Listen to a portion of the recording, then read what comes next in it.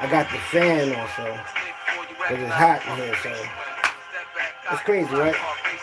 It's hot, but I'm like, I don't know if I turn the fan off, I'm gonna be hot, so I don't know. Fuck the flu.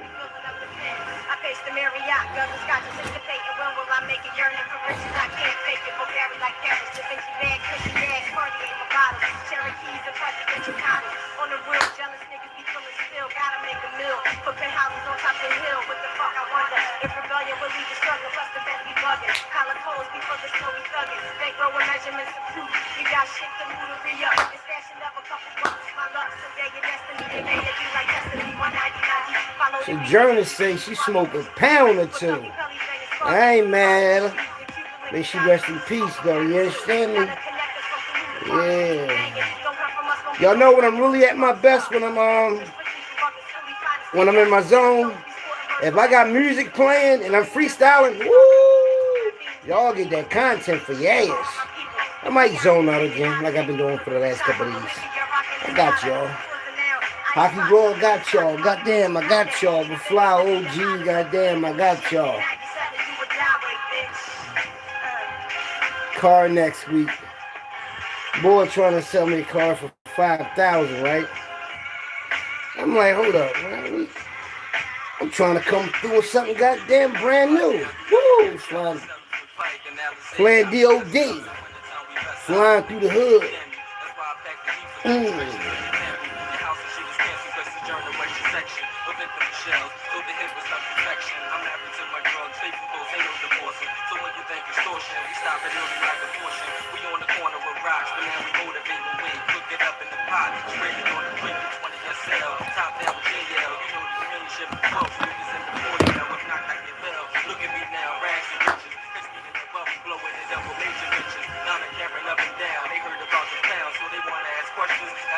We're about to stop. Let's go.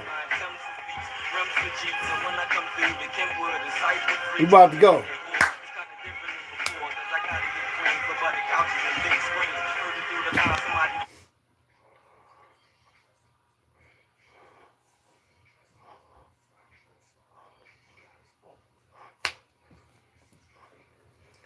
Hello, world. I'm just here to make you think. This CEO Philly Trenches Hockey Raw coming at you live and direct with this bonus exclusive video. This is celebrity news / world news bonus video. Now, I'm going to talk about the difference between how inmates, like when you go to jail, whether it's the county jail or upstate, and even in some cases, juvenile placement, how hustlers and gangsters are treated while they are incarcerated in the county jail and upstate. This is what happens. People run into their enemies in jail. Now, when they run into them, They may be on the same block. They may be on the same. They may go down the chow hall the same. They may go in the yard the same. But bad news travel. And motherfuckers run their mouth. Yes, that's what niggas do. I'm talking about that shit travel. Y'all don't know how fast bad news travel. That shit travel like light speed in jail. Motherfucker know everything about you when you come through that door. Yeah. Nigga know if you're a car thief, a booty bandit, all that shit. Niggas know your business. Yeah, so niggas run into each other. So if you're a hustler, and you're a known hustler, and you get a lot of money, like you're a kingpin, drug lord, and you, no matter what part of the city you're from, if you somebody, right, two things gonna happen to you. Motherfuckers from your part of town and other niggas from other parts of town going, you know what I mean, either know you or they're going to, introduce themselves to be your security, to be your, you understand me though? I mean, someone might try to brush up to try to tax you, you understand me? But if you a real motherfucker and you bust your gun, nigga ain't going to come at you like that. But, niggas do get tried like that, And the niggas that's the gangsters, they probably put somebody down, they probably robbed somebody, probably hit something up, they probably did whatever. They come through the door, they gonna have homies and all that. You understand me? Because for some reason, niggas that rob people and shoot people and all, they have teams in jail. But if you don't have a team in jail, like this one story, right? This boy name was, what his name was, Trinidad, was Trini, or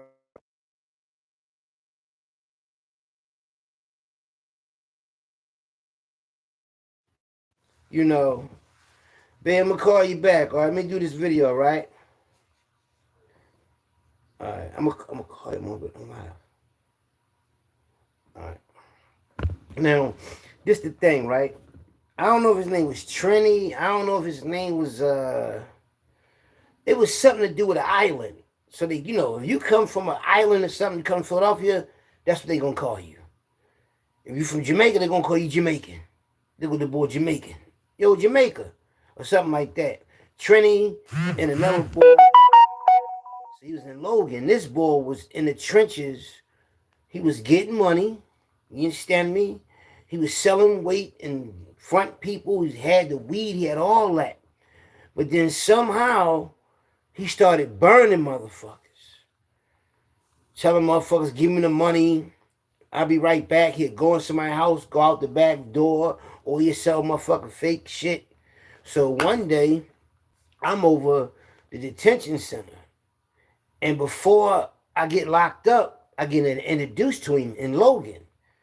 Me and my people, just when I was out there, I'm like 19 or 20, and I'm sitting on paint cans. You understand me? I'm out here grabbing motherfuckers. One on Mark, before he passed away, he was rolling with us, my man Chris from Erie Avenue. That's what made us go up Logan, because one on Mark lived up Logan. So I think either they was talking to him or somehow I got introduced to him, and I already had heard a lot about him. So he get a lot of money and all this sort of shit. He out here in the trenches.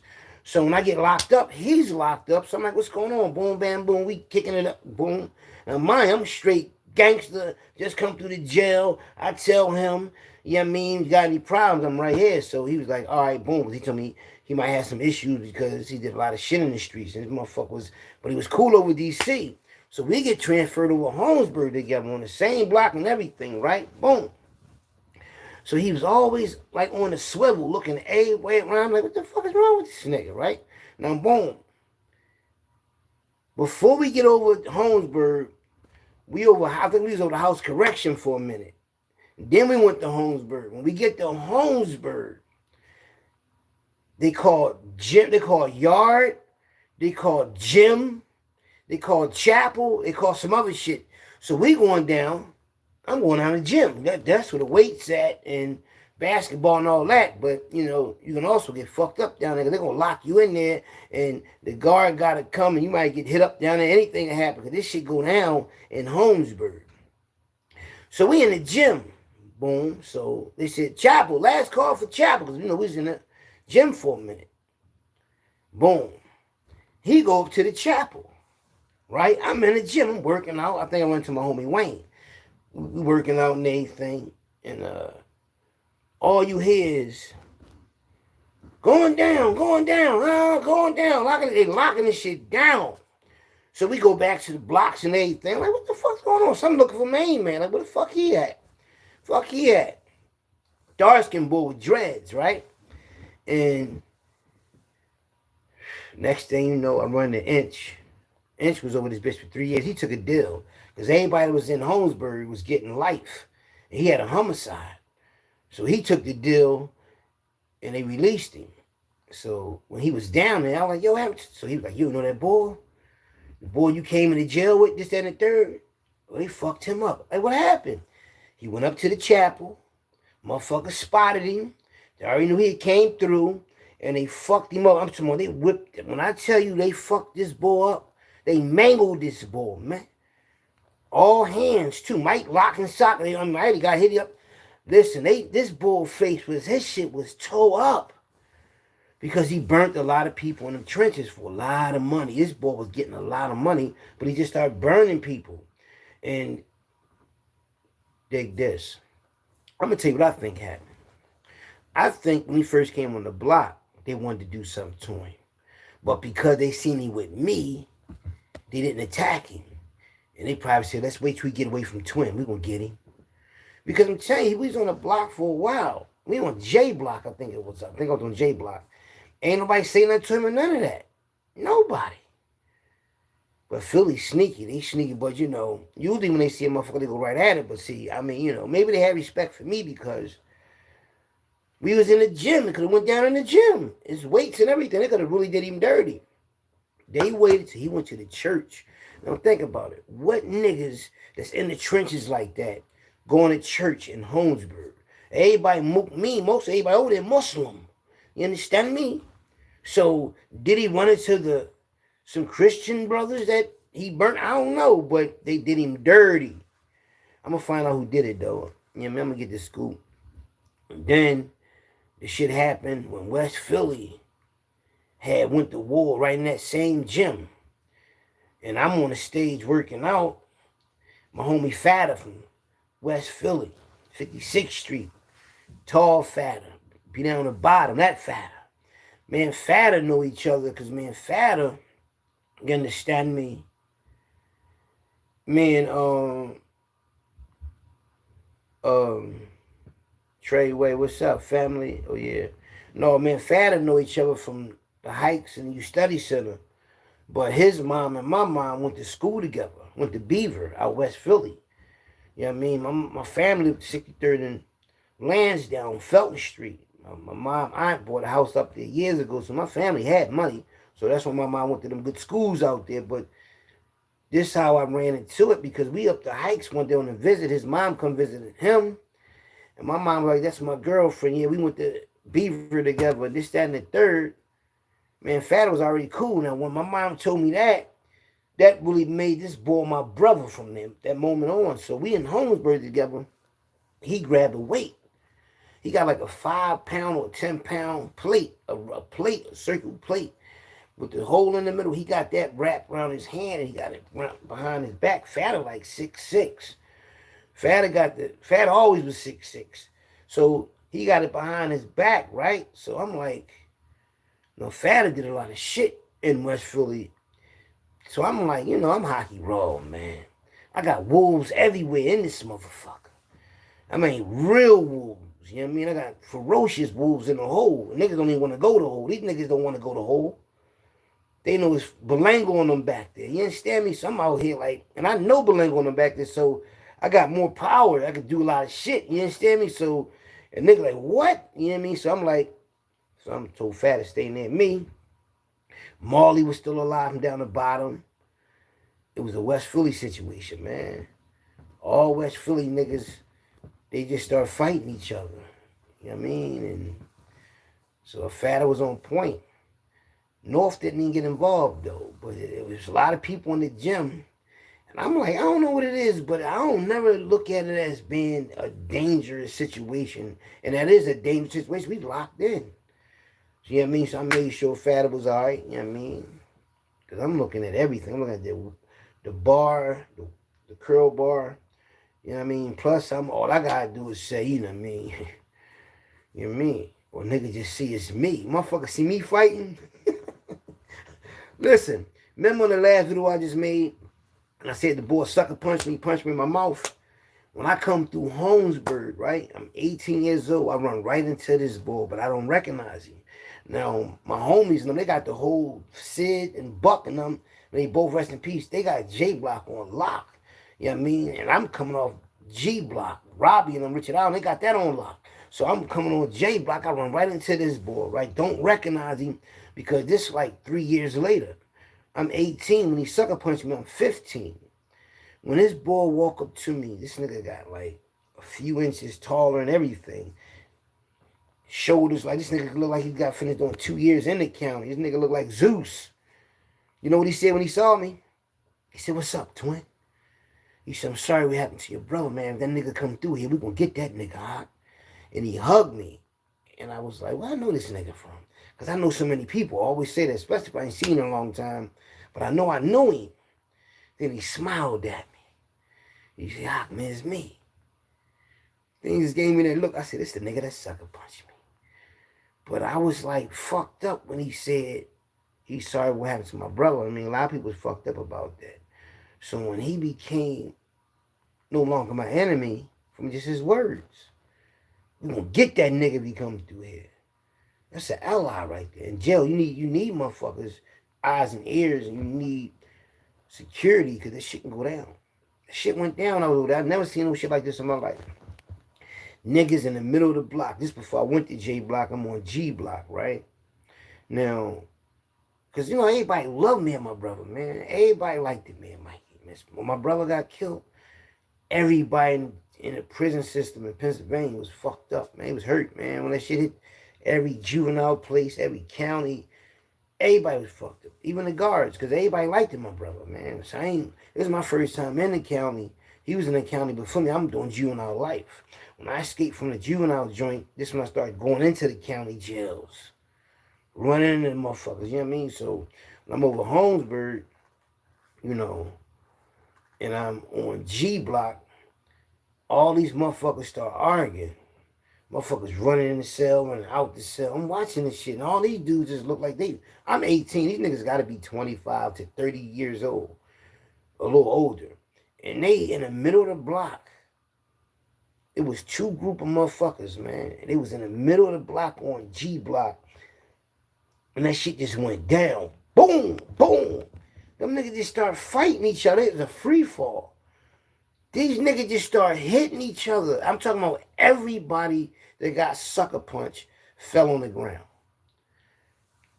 This is no bullshit. One boy sucker punched the boy. Boom, the boy fall. The boy that did the sucker punching, somebody sucker punch him, he fall. Then somebody sucker punch him, he fall. That's just how that shit was going down. It went just like that. Then the boy had this big ass knife. He had like this. It was a weapon, but it had like fishing hooks on it. And he was the block rep. Robbie walked up on him. And Robbie locked up for killing like 6 motherfuckers. He locked up for Holmesburg in 91 when I come through, and I think 4 of them Jamaicans. So everybody on this block is scared of Robbie. So he walked up to the block rep while this shit is going down. And he walked up to the block rep and took the weapon out of his hand and said, "What you gonna do with this?" yo, listen, man. I've been around some niggas that's only cold-blooded killers if they got a weapon in their hand. Like they got a gun. But you got some motherfuckers, they just gangster all the way through. And Robbie was that dude. He walked up on this man, had a fucking knife in his hand with all this shit on it. And Robbie walked right up on him and took it from him. How you let a motherfucker take something out your hands? And then he talking to him while he doing it. He ain't run, and he got slippers on. Robbie ain't had no sneakers on. Robbie had the motherfucking, you know what I mean? Because Robbie was a big motherfucker. Robbie wasn't no little dude. Robbie was like, he might have been like 6 foot, but he was like heavy set. You know what I mean? But he was only heavy up top. But he was the first motherfucker I ever seen with a Desert Eagle. He one of them Richard Allen niggas. He the one that allegedly supposed to have been the one that hit Aaron Jones and them car up when they had that bulletproof Saab. This Robbie, allegedly the one that hit Squally up when Squally came down Richard Allen. Robbie was even though he had a team, Just him by himself, man, was a motherfucking. And I'm looking at this shit. He gave me a bag of weed, right? And he knew I just lost my brother and everything, right? And man, and the crazy thing is, his brothers was on the block. They weren't even speaking to each other. Ouija, Mark, rest in peace. Now, Mark was a high-ranking member of the Wolf Pack. And the thing is, I'm in his father house, and Robbie walked in the crib. This when Robbie was trying to do something to my brother for messing with his girl. Yeah, shit was crazy, man. But then when he realized I was family and all that, he just left it alone. And then when I was over there over Holmesburg, he gave me the weed, and I'm in the cell with Bluford. Bluford allegedly is a bank robber from Logan. And man, him in the cell, we smoking weed. You know, I don't smoke weed like that, so I'm smoking weed, so I'm high as shit. I'm high as a motherfucker off this bag of weed. You know what I mean? So we in there talking everything, and he was telling me how to get out of jail, how to get out the cell. He said, all you gotta do is get you a yellow slip or and get a yellow armband and tell them you got asthma, and every time they call medical, they're gonna let you out the cell. Or you be locked in that motherfucker. So that's what I used to do when I used to come through the jail, let them know I got asthma. So every time at night when they wanna let you out, they gotta let you out because you got the asthma pass. So that's how I was getting out the cell. And while we was in that motherfucker, we was killing all these roaches in the ceiling. We had turned the frame upside down. Now he helped me up. I'll get on top of the frame, and I'm in the ceiling. But I got my brand new white t-shirt on my head, and I'm killing these motherfucking roaches in the ceiling over Holmesburg. I'm over there in the summertime, 91. Now mind you, my mind is going through a whole lot while I'm in Holmesburg. I just lost my brother. I'm on a run from doing juvenile life. You know what I mean? And I want revenge. I'm fighting these crazy ass armed robbery cases that these drug dealers went to the police and got me locked up, right? But I got wolves out there. I mean, Keith, rest in peace, Khalid, man. May he rest in peace, man. He got them motherfuckers not to come to court, man. He stepped to them niggas. He's like, listen, man, we ain't doing none of that. We handling that shit in the streets. Don't tell on him. You in the game, nigga. And the niggas ain't come to court. So I beat the case. So when they threw the case out, and my bail was 100,000, but I made bail by filing a motion, Rule 1100, speedy trial. They let me out, but I had the bench warrant. But they wound up letting me go from the study center, but I wound up going back there. But when I was coming through Holmesburg, I was over Holmesburg 91, 93, and 94. I was at a house correction 91, and I think 92. 93, 94, something like that. But the house correction, you could get fucked up over there and shit go down, but not like over DC and Holmesburg. If you're over DC, you can have any type of case, any type of motherfuckers can be over DC when you first come through. You know what I mean? But when you go over Holmesburg, that's when you got real drama. That's when you see motherfuckers walking past you, patched up, shot up, all type of shit. That shit go down over there, man. Because a nigga run into, say you get money, right? And you take money. And you also hustle. You might know thorough nigga, because it's like, you can have enemies, but if you thorough, niggas going, no, ain't nothing happening to him. Come over here with us. You over here with us, man. You riding with us. And sometimes niggas go in the yard, and they had a jackets on and they go stab for stab. But when you go out in the yard, you about to go to war, people put phone books, regular books and shit like that, and they put it around their body. Yeah. And on their arms and shit, and they go out there, man. You know what I mean? Niggas get hit up for all type of reasons, man. Niggas gamble. You know what I mean? Niggas run into, like, a nigga could talk shit to a nigga, like, yeah, nigga, that's why you in jail and I'm out here knocking your girl off. That same nigga can come through jail thinking it's sweet, get beat the fuck up and all that, not even realizing the boy know how he look and all. He might forget how the nigga look. He might not even know how he look. Shit like that happen. I done seen niggas tell on niggas and niggas say, yo, sign an affidavit. Niggas make niggas sign affidavits, niggas come home. Yeah, I done seen niggas like take protected custody because niggas that killed their brothers is in the jail. Now, when them niggas did that to my brother, when I was going to court, I would look at the printout, and they have a separation against the niggas that did that to my brother. They got locked up. Them niggas was telling on each other. Niggas rats. But the reason why they had a separation against me because they thought I was going to do something to them. You know, that's what they was thinking in their mind. So they told the district attorney and please keep us away from him and all that, and my brother, because my brother was getting to him. Because niggas was pointing them out to my brother. My brother like, where them niggas at? They was scared of my brother. See, they wasn't scared of me because I didn't know who they knew, but my brother knew who they knew. My brother was getting more information than I was getting because he knew more people on that side than I did. My brother said, cool. Like the one dude I put on the phone, he wound up getting killed. I put him on the phone, right? Now, when I put him on the phone, he was on crutches. And the boy Bougie, I know him. So I'm taking niggas' phone time. I put the boy on the phone. So when he get transferred to Holmesburg, well, I think he might have made bail, I ain't sure. They were like, you know that boy was on the block you put on the phone? That's one of the boys that had something to do with killing your brother. I said, what? Because I only knew how one of them looked. I ain't know the other niggas. I ain't even know how many it was until, boom. So now I know how this nigga look. He go home. I get him on the phone. I'm still locked up. I'm over Holmesburg. I said, I'm going to get you. Had him and Squally on the phone because I told Squally the same thing. I said, Squally, you got that nigga with you? That's your man? Okay. Don't be around him and shit all like that. Boom, boom. He tell Boonchie. I call my baby mom. My baby mom put Boonchie on the phone and said, what's up? I said, what you mean, what's up? What you say to Squall? Bam, boom, boom. I said, nigga, I'm by myself. I don't need no squad. He said, that's how you got to be. Boom. Boom. And my brother get locked up Greene County. Now, mind you, I got a baby by his cousin. My daughter in her 30s now, and she got 5 kids, you know. So anyway, I forgot all about the phone call. My brother upstate with the boy. My brother about to, really do him dirty. My cousin brother felt like, no, leave him alone. He ain't nothing to do that. Boom, boom, boom. So he like, no, I ain't nothing to do with that shit. Bam, boom. But if he didn't know about the phone call that I had with the nigga, he would have been done dirty up Greene County. But I never got in touch with my brother to tell him that. You know what I mean? So, anyway, both from the boy wound up coming back through Holmesburg, and the same dude who asked me to put him on the phone, who didn't tell me who he was, my brother Sekou got him to say something. Where that nigga at, man?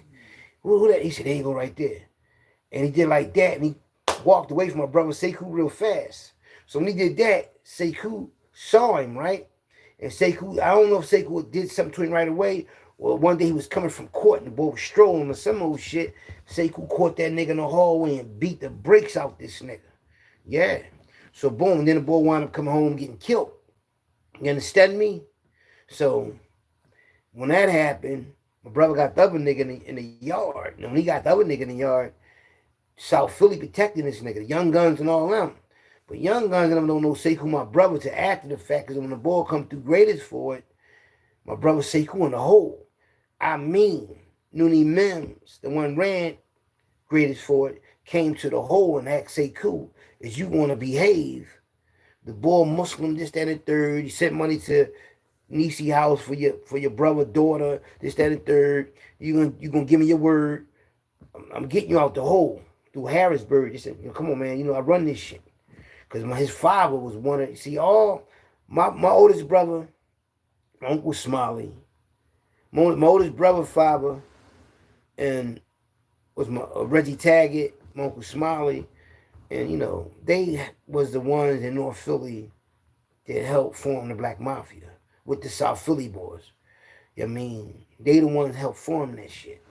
So, Grady Dice, all of them. So, and my Uncle Smiley was the ones with the hands. He the one, them niggas giants, but couldn't none of them beat my uncle. So, he was he was him. So, that's how Noonie Mims get Sekou out the hole. So Crusade gave him his word, but Sekou caught him in the movie theater, sucker punched him. Then he seen him again. So Sekou's gonna fuck him up again, but the boy had a knife on him. So Shotgun Sammy Ray, rest in peace, he wanted to do something to the boy. Sekou said, no, this is my work, don't do nothing to him. And Sammy would have really done that nigga dirty if he got up on him. But Sammy hit Sekou with a knife. So they in the middle of the fucking yard and graded for like gladiators going at it. Stab for stab. Boom. Hitting each other. Boom. Hitting each other. Boom. Now, mind you, South Philly is protecting him because he got an uncle from South Philly and he getting all the dope in. So then he getting all the dope in because he a drug lord. The boy that did that to my brother was a drug lord. He getting all the dope in, so all he feeding the whole South Philly, so South Philly gonna move for him because he got the dope. So boom. Sekou and I'm going at it. Boom. So Sekou get the best of the ball. The nigga run in there and tell on my brother. So Sekou trying to stitch himself up and all that, but he can't really stop the bleeding or whatever. So when he go in, they figure out it's him. Because the boy told on him. So when Sekou went to all the South Philly boys who both been protecting the boy, guess what all of them told my brother? Oh, man, we just using that nigga, man, for that dope, man. We ain't give a fuck about that nigga, man. You see ain't nothing happen to you in the yard, right? So that was because them niggas would have moved right out. If they was really on that nigga's side, they'd have went at my brother. But they knew that was my brother. See, man, Mikey name is something in Philly, man. Like, them South Philly niggas know us, man. Young Guns, Clark, Prince, No, Cappy, Clark, rest in peace, Dollar, Chino. I know all them niggas, man. All of them. I'm not just saying niggas' names because their names is colorful. I know them niggas. I grew up with them niggas. Glen Mills, U Study Center, up the hikes, taking money with them, doing time with them. They my brothers, man. You know what I mean? So I knew they was, you know what I mean, wouldn't go against me. My brother said, yeah, Hawk, man, them niggas told him, suffering niggas told me they wasn't really fucking with that nigga. Using him. So, but he got done dirty on Holmesbury by Terrell from 17th and Cumberland. Terrell came and woke me up one day and was like, yo, I got that nigga for you. Who? He said, that nigga was rough, Hawk, but I got him. Then Nell Dewells made the change, got him over Pick. Nell was cool with him at first because nigga was sterile. Nigga fake you out. But when he found out he was like, when he found that out, man, Nell tied this nigga. Nell said, that nigga was strong. Everybody fight this nigga, say nigga strong. Yo, Nell tied this nigga to the bed and beat that nigga with a extension cord. Beat him like a slave, man. Niggas love me and my brother. Other niggas, they bit his ear off. Like, for real, niggas was like fucked up about me. Belango told me, he said, if any of them niggas come through here, I got them. You know what I mean? But the first, Belango was back there with the dude, as well as my cousin from South Philly. South Philly, Butter and them got to the nigga, got the boy, they fucked him up back there, but I didn't know Belango at the time. When I was in Holmesbury 91, I saw him back there. I said, damn, let me get this nigga. He in a hole. I said, okay, he back there. And the guards can open up the joint, let you get a nigga. You know what I mean? So, and I was with Goldie, Craig from 20th and Carpenter. So I'm with him, right? And you know, the thing is, I always was cool with 20th and Carpenter, not realizing my Uncle Smiley. You know what I mean? It's a picture of my Uncle Smiley with South Philly. With South Philly gangsters, man, that's legends. They came to see him while he was locked up. I just had that picture I showed you the other day. Let's see if I can pull it up real fast. Here's a picture of Uncle Smiley. Anyway, yeah, man, so the boy was like, I think it's in this phone. I don't know which phone it's in, but I just seen the picture.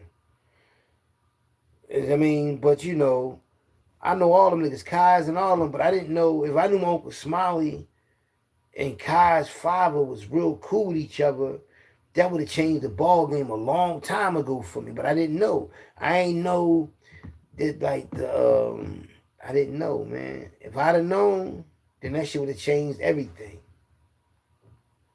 Because I'd have been able to maneuver more in South Philly, more than I did before, even though my cousin Buddy was down there. But if I'd have known Kai's father went to go see Uncle Smiley when my Uncle Smiley was in the feds, that picture I got, the picture I showed the other day on the video, matter of fact, I got the video right here. I got the video. I should have showed you the video. What the fuck am I doing? I'm tripping. But anyway, Cool hit the nigga up, stabbed the nigga ball crazy, right? Then he catch the other nigga up Smithville on the track. Did him dirty, nigga wound up telling. You know. So when niggas running the niggas, like when they did when the boy got killed from South Philly, Ray Adams. Ray Adams, I ain't know Ray Adams was cousins with Steve with Celine. The guy that's in the JBM. I ain't know that. They always say got Ray Adams in the joint, said he tried to kill the boy Fletcher at the playground and all that. Now, this the thing, right? There's no proof that Ray Adams did anything. I mean, they just said they found his fingerprints on the weapon, right? But that's like me giving a weapon to somebody and my fingerprints on the gun. The other dude used gloves, but my fingerprints are still. That could have been a situation like that, right? But anyway, Ray Adams get killed at a dice game, fucking with them 7th Street niggas, right? And a lot of niggas was fucked up out there because Ray Adams was the heart of 13th Street Projects, right? Boom.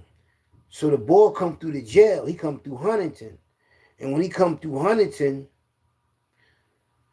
his nephew is up there. His nephew is Lil Boo from 13th Street. Lil Boo was down the county, like airing niggas out with the banger allegedly till his arm was fucking tired. Like he was airing niggas, bending that shit on niggas. He bending them joints on niggas, man. A lot of shit might have been with basketball because he ruled that basketball court. So he was in shape. All he did was play basketball all day and hurt motherfuckers, man. So he come up to state. Now I thought he came up with the will, all that shit he was going through down the county. I swore he fight like 20 bodies. Now he come to when he come through Huntington, the dude who they said did that to Ray Adams came through, and that's his nephew. Boo, his nephew. Me, Dean, and Boo, and somebody else from 13th Street, we went on the side. They said, let's come on the side. And they said, let's let him fight. Yo, that boy put his hands up. I think he lost because he was probably scared of Boo. That boy put his hands up. Boo hit this nigga so hard, yo. Boo hit this boy so fucking hard, man. That shit you could hear that shit in my eardrums. It was a loud ass smack, but it was a punch. You see that boy whole body shake and turn and everything. He just hit him like twice like that. And then Boo just walked off. And the boy was just walking, but he was like dazed, embarrassed. And I was like, damn. That shit, I don't know that shit if he had a concussion or not. But when a nigga hit like that, that shit was crazy, man. I was like, what the fuck? Hit the shit out that boy, man. And then Dean was like, yeah, that's right. Yeah, come on, walking and talking and shit. I said, look at Dean. But it was a South Philly situation. That's how South Philly handles shit, man. But the thing was, at least he walked away with his life, man. That boy, he almost ain't walked away with his life, man. I got the picture. This the picture right here, my Uncle Smiley with Kai's father real fast. This is picture that I got on my video. I'm going to show y'all. This is right here. This is my Uncle Smiley right here, and this Kai's father. It's the JBM pictures and Black Mafia pictures of us. When I get that's Aaron Jones, and that's my Uncle Smiley right here. And that's Kai's father. Hold up, we got to show you Kai's father. Kai's father got a, I go back to the beginning. They show him. You know what I mean? But Kai's father is on here with my Uncle Smiley. And you know what's crazy, though? The picture of them together right there, it's going to play. Ain't going to show them that fast. It's showing them first come on. That's me and my twin brother. But that's them right there. Right there. My Uncle Smiley and the brother in the suit is Kai's father from South Philly. Now, mind you, if South Philly comes see you and they the Black Mafia, that means they got a lot of respect for you. I tell you, my Uncle Smiley was second commander of the Black Mafia. All that shit. You know what I mean? So he was a founding member. He helped pay for Sister Clay Muhammad and all that, man. I'm not making none of this shit up. My uncle was that motherfucking chief up there. You know what I mean? All of us was, we in the mob too. And your whole family, that whole family in the mob. The mafia is the mafia. They know that. So, when you go to jail, you run into your enemies, Like when Charlie and Nell Dewells was going through that shit, stabbing each other up, allegedly all up in jail. One stabbing the other one up, the other one getting revenge and stabbing him up worse than the first one. Then they beefing on Instagram. Yeah. He hit Nell up. Nell was probably on or something, so he snuck him on, hit Nell all up allegedly. You know what I mean? And Nell said he made him sit there and sew him up. You know what I mean? And then when Nell got healthy, he came back on the bag, stabbed him up real bad, but came back on the block, got better and everything, got his strength up and everything, rocked Charlie to sleep, and hit him the fuck up. Bad. In the eye and all of those shit. They from the same neighborhood. Charlie was locked up with me up the hikes. You know what I mean? I got cool with him because he told me he was Salone and J-Mo and them folks. You know, and Salone, it's like my brother. Because, you know, they father Ricketts, you know, he's sick right now. We got to pray for Ricketts, man. Ricketts get better, man. But I don't, you know what I mean? He in the hospital, man. You know. Y'all see the picture with Bucky and the old head boy. I'm going to show y'all who Ricketts is. Ricketts used to always call the house, man. My mom used to go see him every Saturday, every Wednesday up Greatest for when he was in the mines. You know, then we found out he had sons. We went up there to go see his sons. And Mikey was over house correction with Salone. And I was over Holmesburg with Salone. And J-Mo. I was locked with J-Mo too. They got them on. I'm gonna show you this picture of Frankfurt real fast. This Quelly, alleged drug lord, Showtime, my partner on the, Philly Trenches and Muscles, from Frankfurt. You know what I mean? Frankfurt, stand up. You know what I mean? Showtime, Muscles, and Quelly. Yeah, he sent me that picture. I got that picture in my phone. Y'all don't think I'm lying? I'll show it to y'all right now. But I'm gonna show y'all Ricketts real fast. Ricketts is on a picture with this Ricketts right here. This Ricketts, that's Lil Bucky. This J-Mo and Salone and Pop. Yeah. So yeah, I'm gonna show y'all the picture real fast. Y'all see the picture of them because it got sent to me. Showtime sent it to me. I was gonna make it a thumbnail and turn it into the John. I'll show it to y'all right now how he sent it to me. I think he sent it to me on my other phone.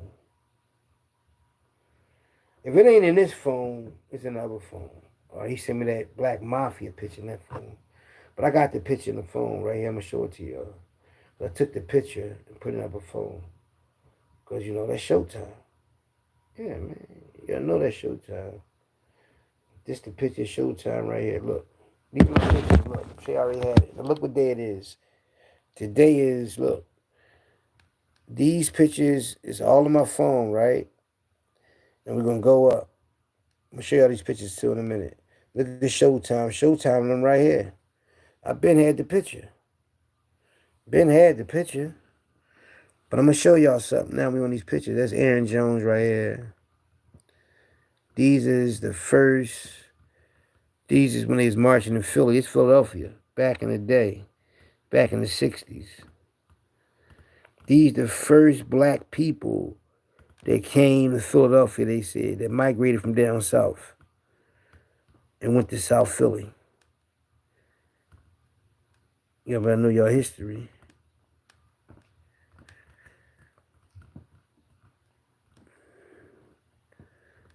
These the young boys from South Philly back in the day. They might have been from, look at her. She gave you a knuckle sandwich. Look how bad the kids was. Like the little rascals.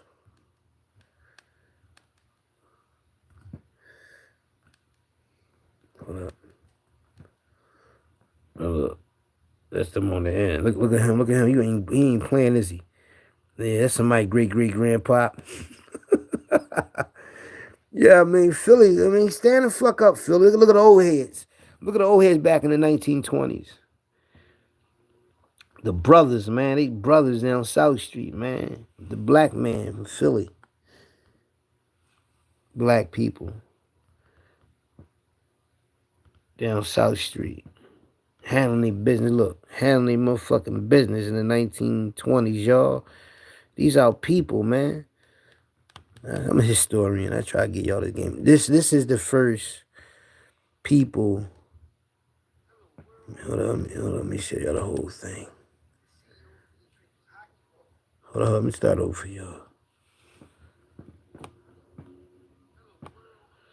Y'all see them right there? These are the first black people that came from down south to Philadelphia back in the day. I just wanted to let y'all see that shit so y'all can understand y'all ancestors. Back in the day. Back in the day. There's one black woman, look, her house came down. She ran this place off this white guy, and she was complaining about the house and all that, about this shit. And she went in there, she was frying food for her kids, man. And her kids, they ain't make it out of there. 7 people didn't make it out of there. This the caskets and shit. I mean, that's the boy that took John Wanamaker's vision and turned Philadelphia into Philadelphia. There's a lot of shit I could show y'all, man. Historian type shit. But anyway, back to what I was saying. In jail, right? Y'all ever see the movie Penitentiary? Too Sweet, Half Dead. And even in boxing, boxing is a big thing in jail. And up the heights. They had training motherfuckers up the heights, the boxing, the gym. And the holder was training these motherfuckers to be professional fighters. And they was taking shit out in the streets. And they was beating up students up. And they was taking this out in the county jails, like Little Seymour and them. Them niggas was, if you was already a tough guy, he taught you how to fight, use your hands, throw combinations, slip shit, and know what to hit a motherfucker at. He was turning these motherfuckers into monsters, man. A lot of them was my Wolfpack homies and all that, right? I threw the gloves on one time. They tried to set me up to fight the boy Danny Bond, and Danny Bond come in. He fight like George Foreman. He wouldn't know how to fight. And I threw the gloves on with him. I had some Timberlands on, right? Rayon shirt. I wound up fucking some up that day, too, from South Philly boy I knew. When I punched the boy Monster in the face inside the auditorium. But the boy Danny Bond, I'm in the middle of the joint boxing him, right? But I got Timberlands on. And you know, you got Timberlands on. I can slip in the gym, but I got my balance, right? He can't even fucking touch me. I ain't gonna let the nigga just knock me the fuck. I'm slipping this shit and everything. I'm fast, so I ain't gonna let him touch me. You know what I mean? And he was mad as shit. I could have just, but I ain't want to just, because if he'd have hit me with something, man, I'd probably killed that nigga. I took him gloves out and killed that nigga, man. See, niggas know when that shit ain't you, that shit ain't you. Then we wound up going to something down Holmesburg, ran into him. He jumped my beef. And I spit in his face. Hog spit in his face twice. Then my brother spit in his face. We locked in over Holmesburg. And then we wound up squashing the beef. This shit was really on some shit. Then I ran into him when I was home. I ran into him in Kennington. He shook my hand and everything. But that shit was war in jail. Like a motherfucker. He started eating with my peoples, man. My peoples put him on, man. You know what I mean? Poop on him, put him on, you know what I mean? But that shit was war, man. And the thing is, I wasn't even aggressive in that war. Because it was our own homies, man. And my brother, he was already on 10 at the time. He didn't give a fuck about none of that homie shit. Because it was my homies and not his homies.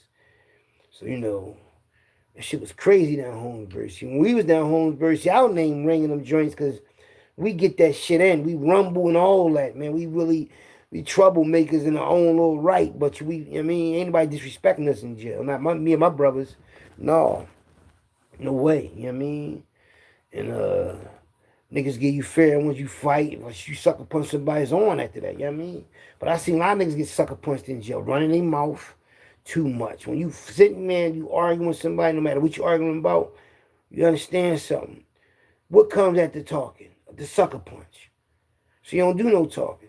You know what I mean? You right, whatever, and walk away, whatever. But don't be confrontational because nigga lining you up to knock you. I seen a lot of niggas I know knock niggas the fuck out. Like knockout artists. Big Dex was one of them from, 20-something in Allegheny. Boy from South Philly.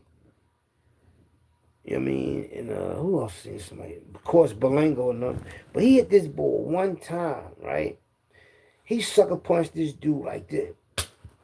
When he hit him, his body bent over and his head hit the concrete. You know, it's like in jail, you walking on concrete on the block over Holmesburg and House Correction because it's the concrete is like the sidewalk, the pavement.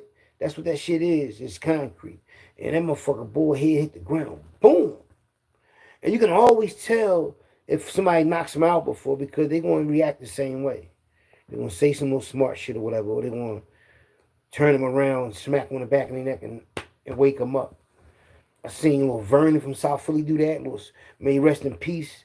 And I seen little Salim do that from Frankfurt / Richard Allen. I seen him do that. Like knock a motherfucker out, wake him up, knock him out. When Vernon did it, I was looking out my window and I heard all this commotion. And he was arguing with this tall dude. He hit the motherfucker. Boom. He knocked the ball out. He turned him around, got on the back of his neck and smacked him on the back of his neck and woke him up. Knocked him out again, boom. Did the same thing like 3 times. I'm like, damn, I keep knocking this nigga out. So he don't think nobody watching him. But then when Salim did it, everybody was up Frankfurt. I think it was a Sunday or a Saturday. It was a summer day. And it was Ronnie. I think it was Ronnie Livingston. He was beating the shit out of Ronnie. Little Salim like 5'1".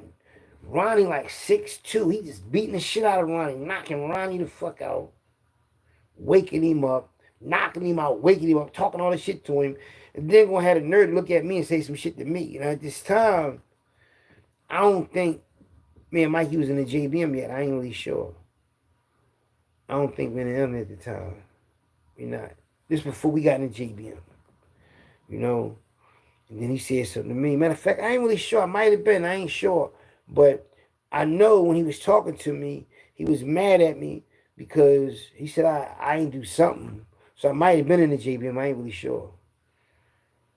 But every time I was around some vicious motherfucker like that, I used to like being around like dangerous shit. I don't know why. It's like I always used to be like in the noun, you know? He beat a motherfucker up real bad in jail. You know what I mean? He beat the shit out. This old head just kept fucking with him. So he worked in the kitchen. He sold sandwiches, swag sandwiches. And the old head kept trying to fucking take his shit and all that. So he gave the old head a swag sandwich, but it was a chopped up mice. And he put it in the sandwich and let the old head eat it. And when the old head ate it, he said, and then he told me, that's why I made you eat a mice. And then he beat old head ass, beat his ass. Yeah, Tasmania. That's a Tasmanian devil for real. Now, I ain't gonna lie, I seen Belango Tasmanian too. But it's like, to just see these motherfuckers turn into that shit is crazy. I've been around so much shit. I don't think nobody in Philly been around all this shit I've been around. I'm talking about the gangsters and the hustlers, like, them turning like being a gangster, them being a hustler, like, and everything about it. I seen them in the element. When they in the element, man, I seen a motherfucker just turn from calm to a ferocious lion in seconds and perform and all that, man. Yeah. And I seen a motherfucker just make magic, man. Money, I'm talking about money, thousands and thousands of dollars, man. I was around that shit, man. I was a part of that shit, man. Being down with people and getting that flow. And, you know, I know everybody. So if I got a package, everybody in the city going to want to fuck with me because I know them. So I can get rid of anything. That's why they say, damn, if you get rid of 100 bricks in 30 days, man, I can get rid of that shit in 7 days. Come on, if I'm floating around the city like that, I know everybody going to need it. Yeah, like, come on, man. So I used to love the city, man. The city did me nice on the money side of things. And I thought about it, right? I said my twin brother Mikey was a hell of a hustler, man. Hands down, in the 80s, Mikey had me beat on hustling. Because I was so busy playing sports and taking shit from motherfuckers. My thing was, why waste all my time hustling when I could just take the shit that I'm going... And I'm hustling, right? I'm hustling for a reason. I ain't like everybody else just hustling to stack money. And no, I'm hustling because I want to buy certain things. I want to have certain things. So if I want to hustle to buy a leather jacket, I'm going to just take the motherfucker out the store or take it off a motherfucker. That's how easy it is. Why take penitentiary chances, juvenile chances, or getting locked up selling drugs to buy clothes? I'm not going to the store and take this shit. I'm going to get out of jail if I go in there and take it because I'm still a juvenile. My mom will come get me. You know what I mean? Because I'm a juvenile. Or I might get away because I'm fast as shit. I ain't going to let them just lock me the fuck up. You got me fucked up. So that's the difference. I want somebody rob somebody, take their shit. That's what I was doing. Without a gun or with a gun, that was my mindset. So I was saying to myself, it's easy to do that.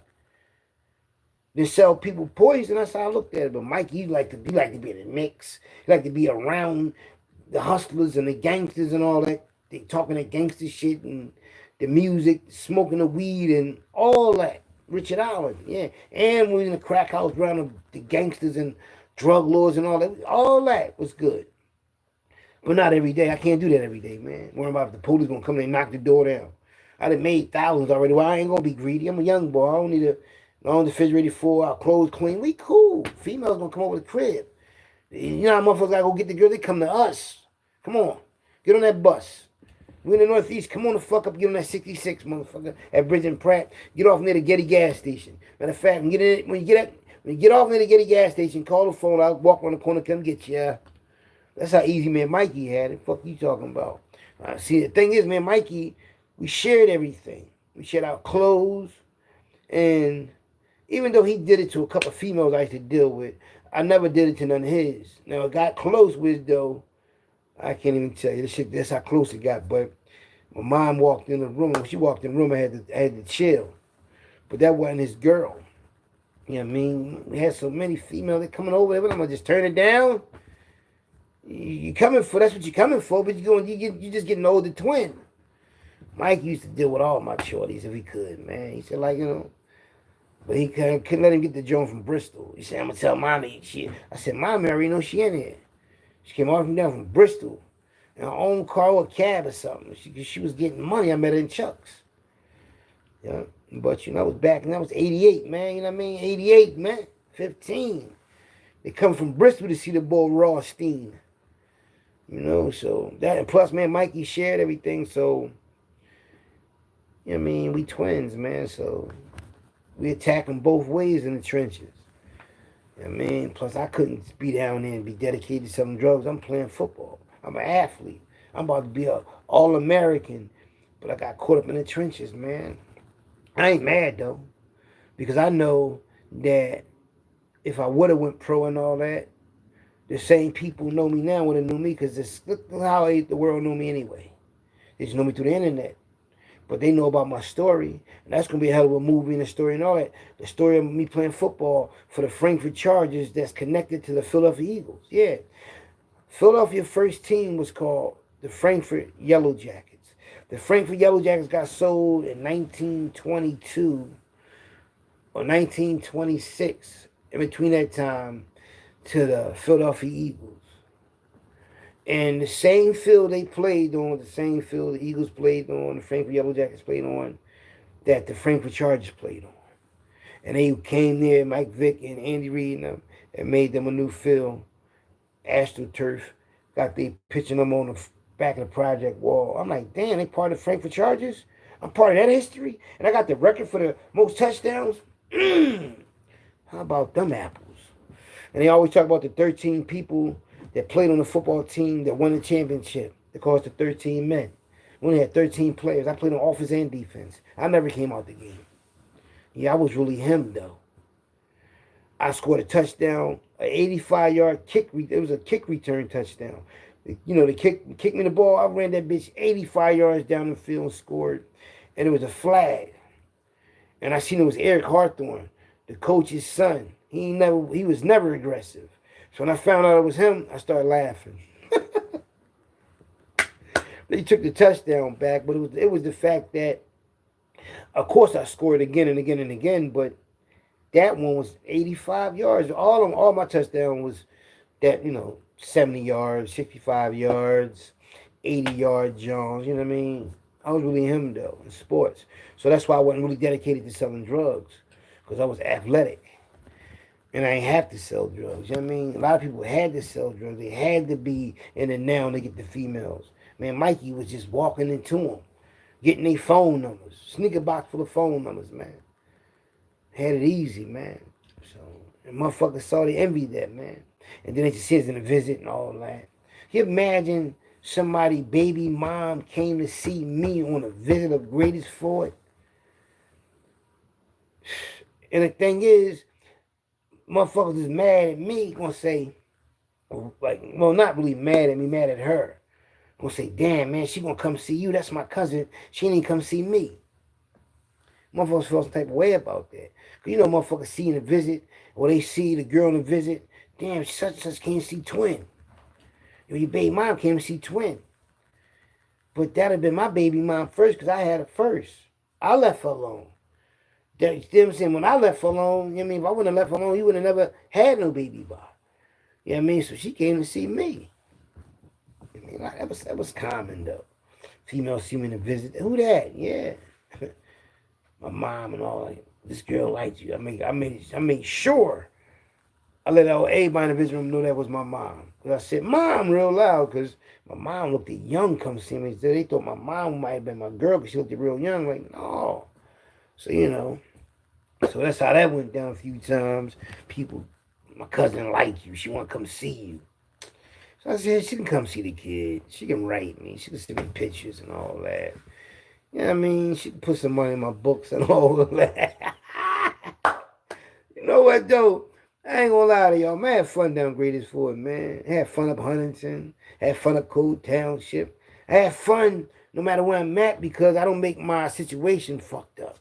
You can make your bid hard, fucked up. Even when I was in the hole.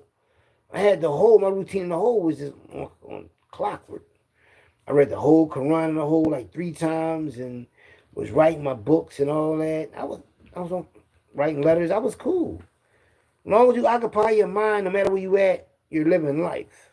And I occupy my time. I don't be worrying about that other shit what's going on. Don't get me wrong, sometimes I get hurt and everything, whatever. I used to read letters, old letters from old girlfriends. I had so many different, I had a property box full of mail from different females, and I used to put them in categories. I used to put their mail to, like, if I got mail from this female, I have her mail right here. Another female be mail next to her mail, just like that. So whatever I feel like thinking about, I just go look at their mail and remember the last shit they said to me in a letter. So I can do shit with their picture. So I can see, that thing is like, it's good to have good memories of people. So I know a lot of people, so I'm gonna have memories of a lot of people. So I can do that. I can just zone out and say, all right, this month I'm gonna think about this one. This week I'm gonna think about that one. And that's how I let my time go by. You know? And people don't realize when you locked up, you think about everything. Everything you ever did in your life. Everybody that you miss, everybody that you don't miss, everybody you love, everybody you don't love. Yeah, and you gotta have a strong mind, because you can lose your mind. People lose their mind in jail. I've seen people lose their mind in jail. Just lose it. Through everything out there selling everything, just lose their mind. They come get them and take them off the block. Walk by, seeing dead bodies, people that drop dead. One dude got stabbed up bad in jail. The greatest for it. That's why a lot of people jam their doors. They put a jam in the door so you can't come in they cell. People will creep in your cell early in the morning and come in and stab you to fuck up. This boy was in the bed, right? Was that the boy? Cause I just ran into this boy from West Philly, right? But I think he's from Uptown. I think he's from Uptown. But it was a dude, he had a single cell. And early in the morning, somebody ran in this boy's cell and stabbed him the fuck up while he was laying in the bed. You imagine somebody sneaking in your cell, aired him out, man. Only thing you can do is jump up and just, you don't know, that shit just crazy. Motherfuckers be having enemies, man. You'll never know. You'll never know niggas' enemies, man. Niggas hold grudges and niggas put the lock in the sock. They get a sock, right? I'm going to use this for instance as just a sock, right? Let's say for instance this is a sock. This right here, right? Just say this is a sock. They will put something in here like soap, a locker, like a lock. You know how you put a lock with a combination? They'll put 1, 2 or 3 locks in the sock, right? And they tie the thing in a knot like this and hit somebody in the head with it. And keep hitting them with it on their body and everything. Or they get soap, that prison soap, lye soap. Yeah, man, I done seen it, man. I done seen so much shit go down. Hot water, motherfuckers gamble, don't want to pay the debt. Motherfucker gets them from somebody's store, don't want to pay the store guy back. Some dudes, this is the crazy thing about stores on the block, right?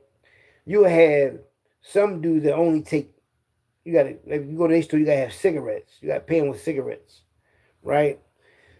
And some stores, if you get a pack, say if you get a box of cakes, you gotta pay 2 boxes back. Or it might be where as though he might want 3, he might want 2 boxes back in a candy bar, 3 boxes back because you ain't got the money. You know what I mean? If you gotta wait the payroll, shit like that. This is what I used to do. I used to get money orders sent to me, and I used to make $50 a month just like scrubbing the floors. Like our floor, Shotgun got me the job. Sammy, and Jeff Gant, Raptor Yusuf. We had that job. We was on C Block, and we Mondays, Wednesdays, and Fridays, we used to just scrub the floor and then squeegee, and it'd be all drain up there. And we just us 3 or 4, and we cool. And that's after that, it's over with. And they put the payrolls in, and we get the $50 a month.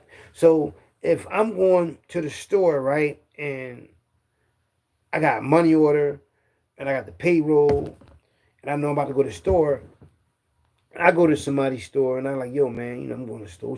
They know, motherfuckers know you got money by your demeanor, how you moving, how they see you always going to the store. So motherfuckers knew I had money. Brand new sneaks on and all that. Plus, I'm a smooth motherfucker anyway, right?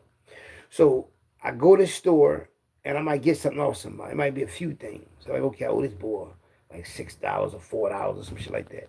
But my money order might not clear. I'm like, damn, I'm going to pay this boy back. So I got to go to somebody else's store and get the same shit that I was going to pay this other dude and pay him back with that. Or give him cigarettes. And then I pay the other dude back next week when I go to the store because my money order clear. Yeah, if you do that, like, no bullshit. I used to 30 packs a month. When man Doug was selling, he said, man, you don't owe no 30 packs. I said, yeah. I robbed Peter to pay Paul. That's why I was owing so much, because I was getting, it was 6 stores on the block. And I was cool with everybody on the block. And a lot of people ain't cool with everybody because they're geographical. Oh, you from West Philly, so because you from West Philly, you ain't going to want to grab off a nigga store from North. Or you from North Philly, you ain't want to grab off a nigga store from South Philly. I was cool with everybody. Sometimes you got to listen to a whole nigga's whole life story or a whole nigga situation before he give you what you come into the cell for, like, far as the cigarettes, the cookies, the cakes, the chips, the candy bars, whatever. Like, because in jail, I realized people like attention. They like to be heard. Because when you talk to somebody, or somebody talking to you, I mean, you listen to somebody talk, and they ain't going to stop talking. Especially you say, yeah, for real. And just let them talk. They'll tell you everything you want to fucking know. And the thing is, I realized that I said, everybody in jail just want to be recognized. They want to be heard. They want to be heard in jail. Pay somebody attention in jail, man, you'll know everything about them. And I learned that. So Doug only owed out 3 or 4 packs. He said, I go up like 3, 4 packs. I said, man, I ain't shit. I owe out 30. That's what made me tell him. I ain't just come out and tell him. I said, man, why you bitching about that? And I owe out 30. See, I owe out 30 because the reason I owe out 30 because I'm getting shit for me and myself. I wasn't just getting shit from the store for myself. Like a lot of dudes do that. They just go to the store for themselves, eat their shit, and somebody else sell, and then eat they sell their shit up too. That selfish nut shit.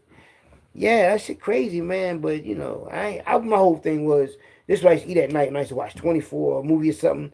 I used to watch. I used to eat this. What I used to eat at night. I used to eat a bag of Doritos, a big bag of Doritos, in a candy bar like a Snickers. Boom. Or a box of Debbie's and a bag of barbecue chips, something like that. Or a honey bun in a bag of barbecue chips and sour cream onion. Something like that, a sweet tooth. But the thing is, I used to work that shit. I used to work out all the time. I was in shape like a motherfucker, you know. But I had a little store too sometimes. I buy all little tasty cakes.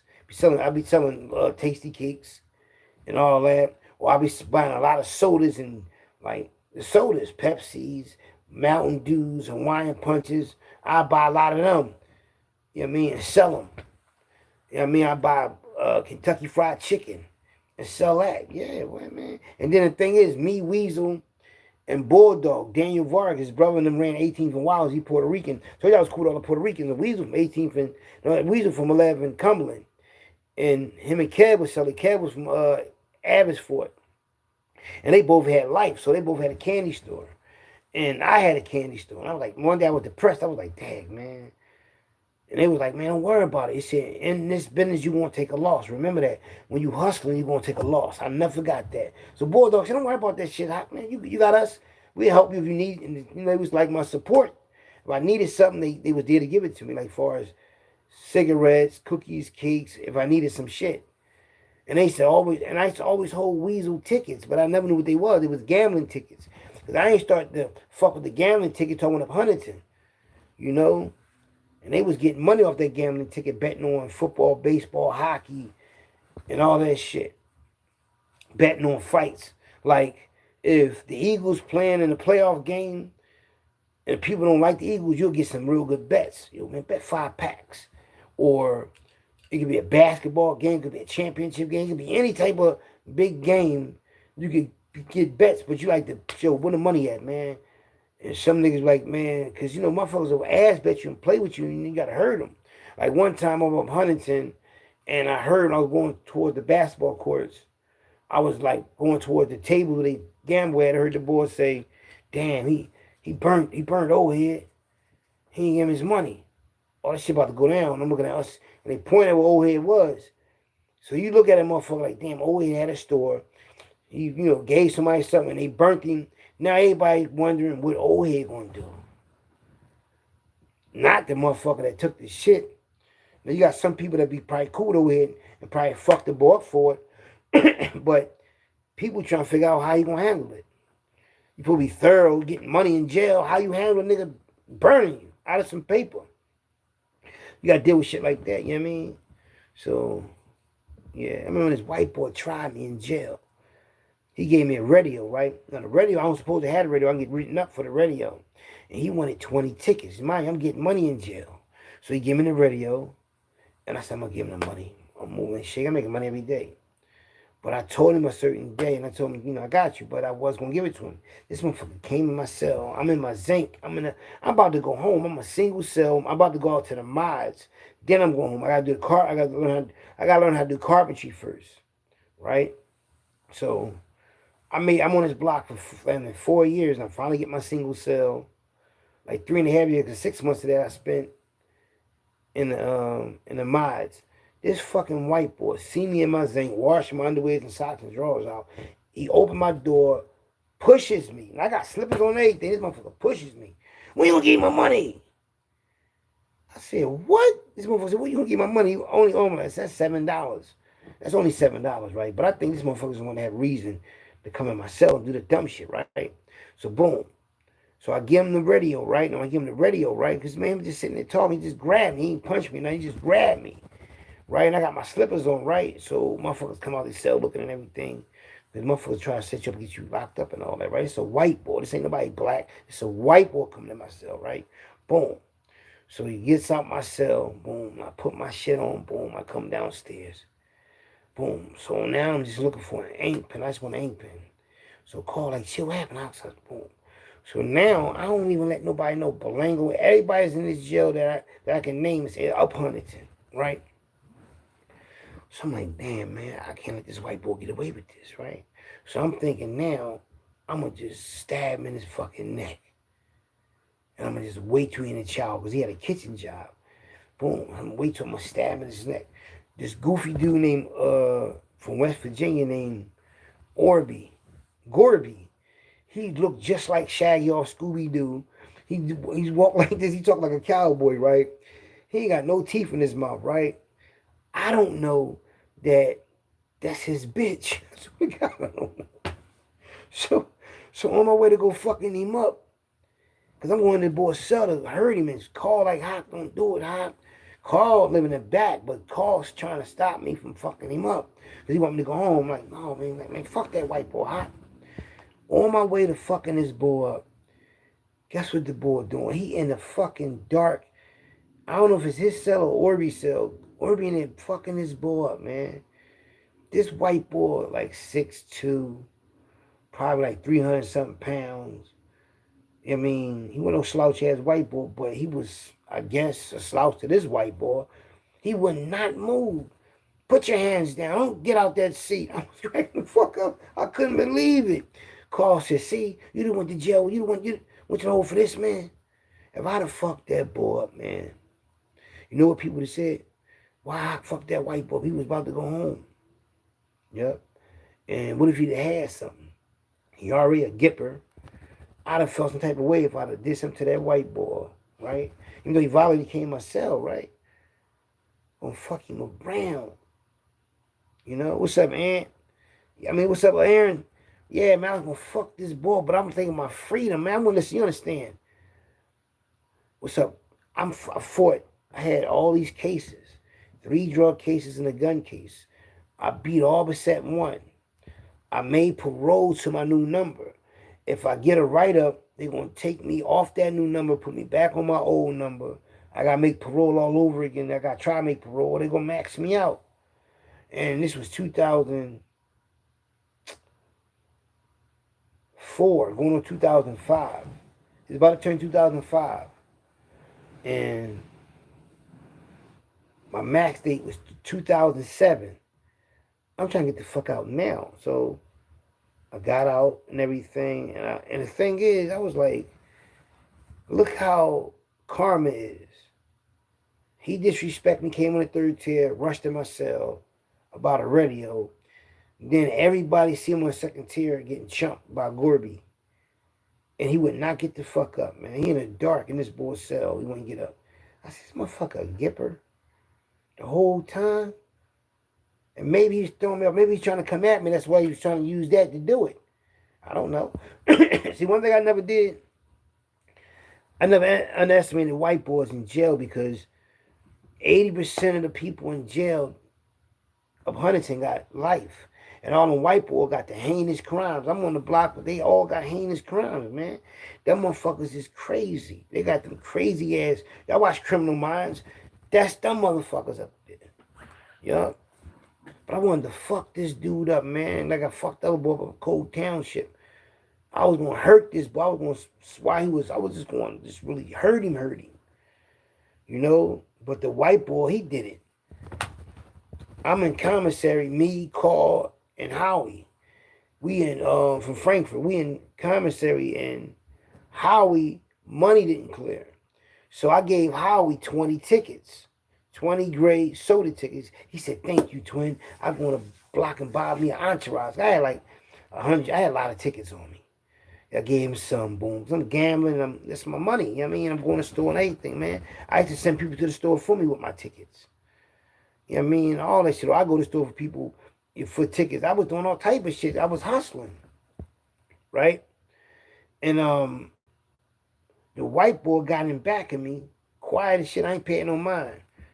Next thing you know, everybody in and out the commissary. I go back because I went to the store early because I worked on center, you know, going out there, putting the flag up, bringing the ward and secretary her lunch and all that little shit, and working in records and all that. They made me do this job, and then I can go home. But they set me up. If I take the cage in the job, we're going to let you out in 2 months. That shit, well, I want to be in there for 6 months, then going out in the mine for 6 months, then they let me go home. They ain't just let me go home. I had to go through all this bullshit to get out. So you know, that's why I couldn't just play myself, man. So when this shit happened, I think I'm working outside. I didn't want to lose my outside clearance and nothing. I'm trying to get the fuck out of jail, man. Motherfuckers in there stuck. They ain't letting motherfuckers out of jail. So I'm on center. After I went to the store, the guards is escorting this one boy to the hole. It was the white guy that got behind me in commissary. They took him to the hole because allegedly some other white guy was about to go home. And I think this white guy owed him some money or did some shit. I don't know what he did. But in the chow hall, the guy was in the line. I think he was in the line or sitting down. The white boy got up, allegedly stabbed him all in his neck, stabbed him all up, and then walked out the chow hall and walked into commissary like nothing ever happened. So soon after he did this to this dude, allegedly, he walked out of the chow hall. Instead of going up and past security, he went down the other end of the hallway and went in the commissary and got right behind me. Now, mind, he just got finished taking somebody's life, allegedly. And he jumped right in the commissary behind me. His adrenaline still flowing. He could have blacked out. But he got fucked up in there. But that's three in there, though. Me alone, I wasn't going to let nobody just kill me. I was strong. I was diesel and all that. So, you know what I mean? But that shit was crazy. He was right behind me. Ain't that crazy? This motherfucker just took somebody's life, allegedly, and jumped right in line behind me. Crazy, man. That's crazy. And they was like, damn, that's the boy right there. I was like, what? He was just in conversation. Yo, that shit was crazy. I went back on the block and called that call, like, yo. But yeah, though, man. But that shit wasn't, that little shove shit wasn't nothing, man.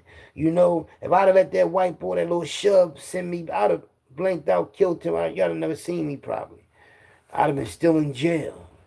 Probably helping people get out of jail and all of those shit. So I was proud, though. I got my GED, my carpentry. So when I went back as a parole violator, I got my GED and my accounting certificate. You know? And I encouraged people to get their GED that was up there, and they did it. Because when you get your GED, they give you $10, and people will be fucked up in jail. They want that $10. I bought $10 worth of Tasty Cakes. Yup, I got that GED. I was happy as shit to get that motherfucker because the GED is not easy. People tell me, oh, you got GED. Let me tell you something. I studied. I only had to study. The only part I had to study was really the science and the math. I would get the science right and the math wrong. Or I get the math right and the science right on a pre-test. So then when I got it all right, the teacher was like, do you think you want to study some more before you take the test? I said, I don't need to study. I got this shit. So I think all my teachers was a little suspect. They used to always stare at me. I'm sitting there working, I look up, they staring at me. That's crazy, man. I know I'm a handsome motherfucker, but no diddy, but damn. Fuck are you staring at, sir? Fuckers just staring at me like I'm candy or something. Fuck out of here. I used to, you know what I mean? So I'm in a class of white motherfuckers that got crazy ass cases. White boy talking about he was on a run in Portland, Oregon, and Pennsylvania. And he was up in a tree looking at them in a long line looking for him, like for evidence. When white people in that long ass line looking for somebody on the ground and they look for evidence and everything, he said he was in the tree looking at this shit. So I'm like, what kind of fucking case the fuck did he have? A bank robber case or some type of crazy ass case when everybody looking for you? Quiet, motherfucker, man. It's crazy, man. I'm sitting in the crazy, I can visualize this man's face. Yeah, this gray hair. He's sitting in the back right next to me. So when I got that GED, because let me tell you how hard the GED really is. Now, a math question, like, it'll be a paragraph of words. There won't be no numbers at all. It'll be a paragraph of words, and then it have a multiple choice, A, B, C, or D. What? They'll say something like this. They'll show the picture too, and they just show you a picture and they just give you a story to it. They'll say, if this house that's on this, they say the house is like right here, and they'll show a picture of a ladder on an angle like this. And they'll say this side is 4, this side is 5. What's this side under here? So it can only be like 4, 5, 6. It can only be in that sequence. So, and I know this. You know what I mean? That It can only be in that sequence. It could be like 1, 2, 3, 4, 5, 6, something like that. That's how it is because it's a triangle, right? So that's trigonometry. It's geometry. So I'm getting them type of. I'm like every fucking math question, John, was a fucking. Every math problem was a paragraph of words, and I passed that motherfucker. That's why I was happy because I knew how to comprehend, man. So I got the GED. But the thing is, I got my accounting certificate before I got my GED. I lied and told them I had a GED when I was upgraded for it, just so I could take the accounting program, and I passed the accounting program without even having the GED. Then I got the GED when I came back to jail as a parole violator. And then I got my accounting certificate, but at the same time, I'm studying criminal and civil law because I'm beating criminal cases, I'm beating civil cases. I'm what? I'm learning. I said, I can't believe I'm learning all this shit. I'm in my late 20s, mid 20s learning this shit, man. What? I said, when I'm locked up, I'm going to just teach myself like I'm in college. That's how I looked at it. I'm in college. That's why I'm so sharp. That's why when I came home and used all my intelligence that I accumulated in jail and my street smarts when I came back home, that's why I made so much money. That's why I'm able to accomplish anything that I try to achieve, no matter what it is, because of the thing that I have self-taught myself along the way. Yeah, look at me, 52, living good, eating good, feeling good. About to go bust a check tomorrow for a stack. You know what I mean? Got money on me. Getting some more money on Friday. Some more money next Friday. Some more money next week. Get the car and all that. I'm blessed. Happy as a motherfucker, I'm blessed. You know what I mean? Where my wallet at? Gotta keep at least a bean in here. At least keep a Yankee Doodle in a joint ski. At least keep a bean. You gotta at least have $100 on you, man. No matter where you go, at least keep a bean on you. God damn. You know what I mean? At least keep a bean on you at all times. Another thing. Where that check at? Where that check? Right here, too. Woo! The check is in the mail. I know y'all believe me. Y'all better believe me. Y'all gonna see it tomorrow, ching ching. That's a 900. It's nine something. 9 something, they say. 9, it says. Let y'all get a little look at that 9. Look at that Nina. Look at that Nina. Look at that Nina. Look at that Nina. That's that Nina, baby. And another one of these next week. I'm just blessed. So I tell you, man, I'm just living my life, man. Trying to stay out of people's way. Living my life. You know what I mean? That's all I do, man. Help my kids out, send them money, get them good advice. Advice they always use to this day. You know what I mean? That's my thing. Once I get my football story out there and all that, my Frankfurt story out there, period. That's going to be one of my other accomplishments after this magazine gets launched. You know what I mean? I'm doing all these things by myself with my own money, man, my own thinking, no team. Or Showtime, I showed you earlier, that's my partner with the Philly Trenches, man. Along with my son and all of them, you know what I mean? Because that's for them. That's for the kids. Hey, man, I'm doing it for the kids, man. So all this is for them. You know what I mean? I'm secure for the rest of my life. I'm just this generational wealth for the kids and the kids before, after them, and the family after them. And the youth and the homeless, all this. Watch this, man. Before I leave this planet, I'm going to make sure the youth, the homeless, my family, my friends, everybody cool. Yeah. Leave this planet, go somewhere else. You never know where we're going to go after this planet. We got to go somewhere. You know what I mean? What's up, y'all? Y'all watching the Kid Hockey Raw. And let me tell y'all something. I appreciate the love, the support that y'all show me on here.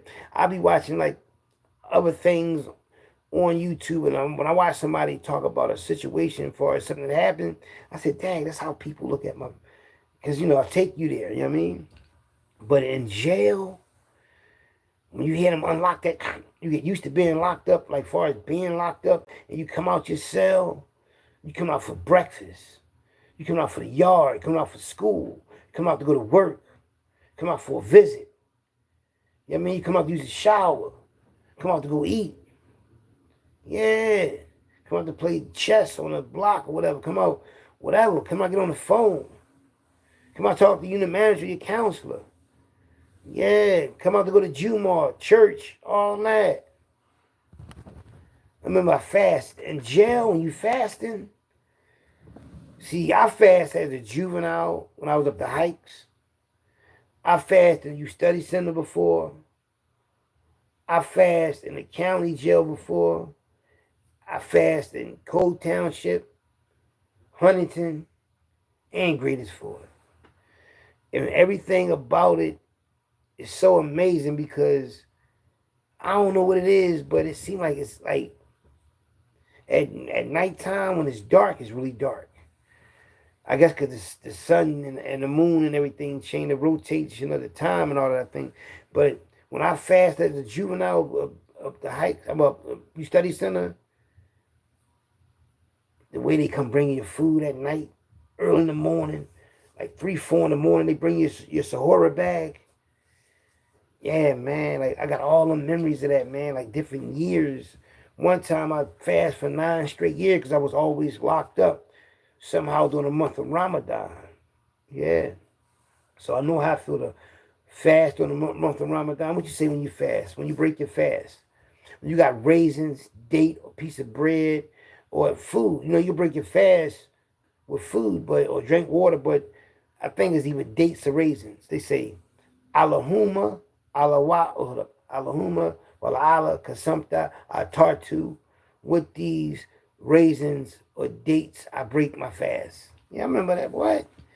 Man, listen. And the thing is, I fast over the years with different people.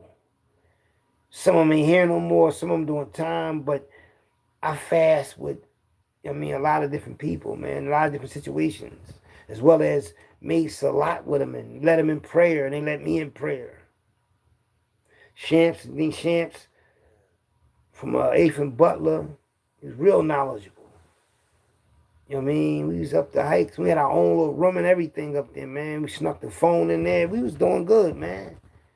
Every time, even when when it's the Eid feast, and you be up there taking pictures and being with the brothers, you know what I mean? You locked up with, you know what I mean? That's when you see it. If you ever see somebody jail pictures and it's a lot of people together, that might be an Eid feast picture. That might be, you know what I mean, when they taking them pictures. You can order pictures, you can have them like that. I'm in a lot of pictures, especially the South Philly one up Huntington. Manny got him 31st in Tasker. That's my Sooner was out. Hey, I was in a hole for 101 days. And it was like this. Because my sister was working down Greatest Ford and they put a separation on me and put me in a hole. I was mad as shit. If they'd have put me in population, when I came back as a parole violator, I'd have got rich in Greatest Ford. Because I still had my connects to my people in the streets. And I told them before I got locked up, I said, man, we get rich in Greatest Ford. We can flood that whole Greatest Ford. Yeah, now I think about it. That was some nut ass shit to think about as far as trying to get people hooked on drugs. Think about it, in jail, they're already suffering in jail. But some people just like to get the edge off them by being high. It is what it is. I'm just saying, though, they put me in a hole out of the tour. What? They put me in a hole, though, man. But then I went up Greatest up Huntington, and it was a month of Ramadan, and we went up there and everything, and I loved it, though. I love the fast, though, man. You know, I love them. They had them boiled eggs, the bread, the little jellies and little butters up in there, the cereals, apples and orange. Like sometimes you look out for you, little Danish and all that, honey buns and all that. Yeah, you know, took it serious. You know what I learned about fasting? You don't lose no weight or you don't gain no weight. I used to always weigh myself. I worked in the kitchen at Cole Township, right? When I was fasting in I don't know if it was the winter of '94 or the beginning of '95, but we up there and I'm around all the food. And I worked in as a janitor, so I could go over in the back. First, I worked in the dishwashing machine. I quickly got off there and got the janitor job, which I could float all the way around the back kitchen. And one day I can go in the bakery and all that, and I'm around all the food. Rows and trays of chocolate chip cookies. All the rows, the chocolate cake.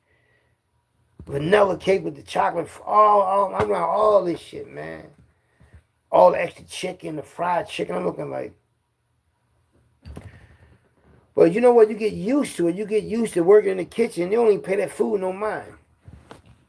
You don't want that bullshit. You don't even want to eat it. Because I realized once you get adapted to something like in the kitchen, it used to look real big back there, right?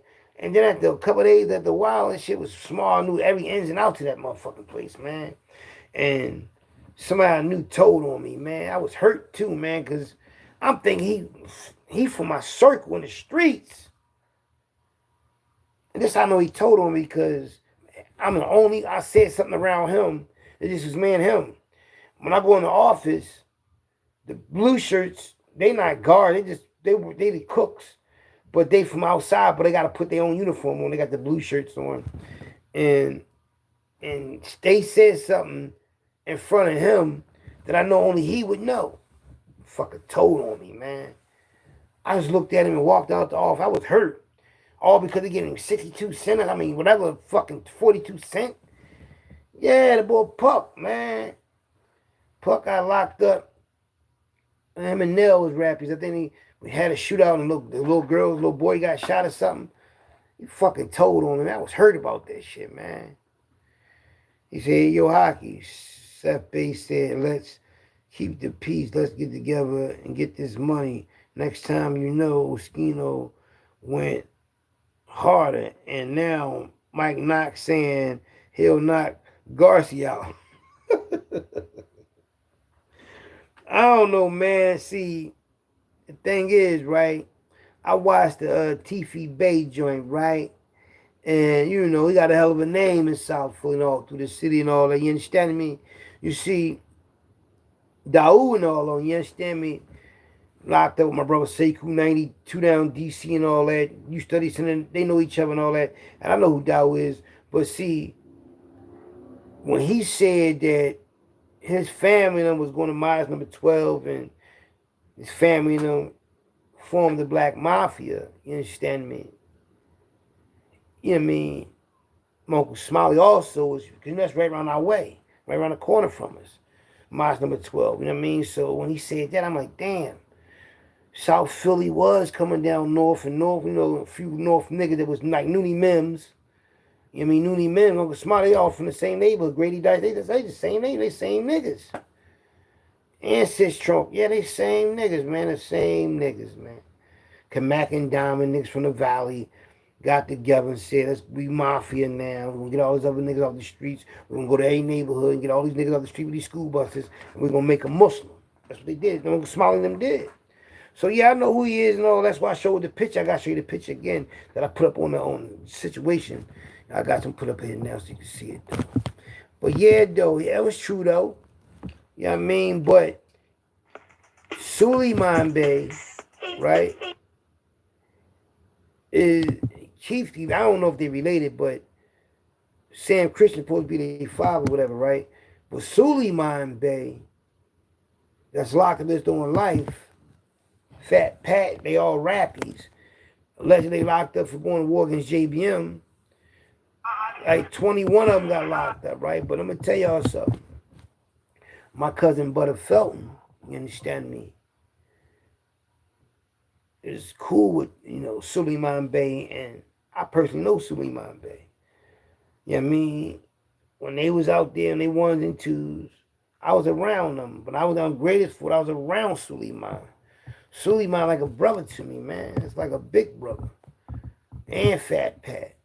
Real shit. So yeah, man, like TV Bay, they trying to get rich, man. Oskino want the money too, but I understand what Oskino doing though. Oskino just keeping his name in the algorithm He keep that buzz buzzing. He understand. They copy my blueprint. They see I'm ranting, raving on here, keep my numbers up. That's why my shit was going up there. It was going up. I was making videos, but I was going at certain YouTubers. My shit went to the roof. That's the name of this gang, and that 50 Cent did it. How you think 50 Cent got on the map? He started talking about robbing rappers, coming at him.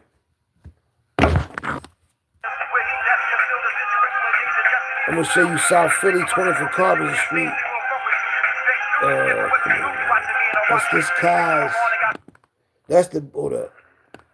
Hello world. This the boy from CEO Philly Trenches Hockey Roll coming you live and direct with this bonus exclusive video. Mike Tyson. Y'all see Mike Tyson? Mike Tyson, that's the boy was like, you chump, nigga. You see this boy right here? Nigga, you chump. That's the boy from the Lords and the Hawks. And he said, who killed little boy? He said, I want the nigga, he all chump. You gonna hear it. Come on. The Hawks. And he said, who killed little boy? He said, I want the nigga, he all chump. You gonna hear it. That's crazy. That's me right now going live on y'all. Hold up. You seen the boy. Y'all gonna see the video. This him right here. Remember the Mike Tyson? Mike Tyson in the right here. Listen to it. Hello world. I'm just here to make you think. This the boy named Derek Champ Ford, a.k.a. Wolf. And the legendary Akbar UAllah. Leader. Look. Let's go. Understand? Let me get mine first. Then after I get mine, you can do what you want to do. Scandalous. Yeah, miraculous. The awesomeness.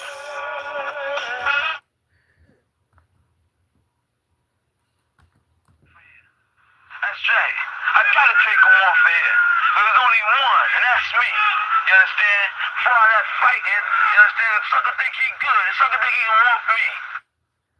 You remember the dude said that? The sucker think he with me? The Tomahawk boy? I'm going to show you who he is in a minute, but I'm going to show you who the OG from South Philly. Hello, world. I'm just here to make you think. This CEO Philly Trade. Right here. That's from right here.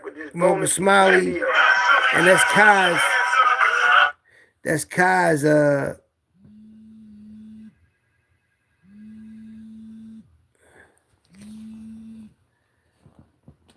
now, that's Mocha Smiley, and that's me and Mikey, and that's Mocha Smiley right there in that picture with Kai's father.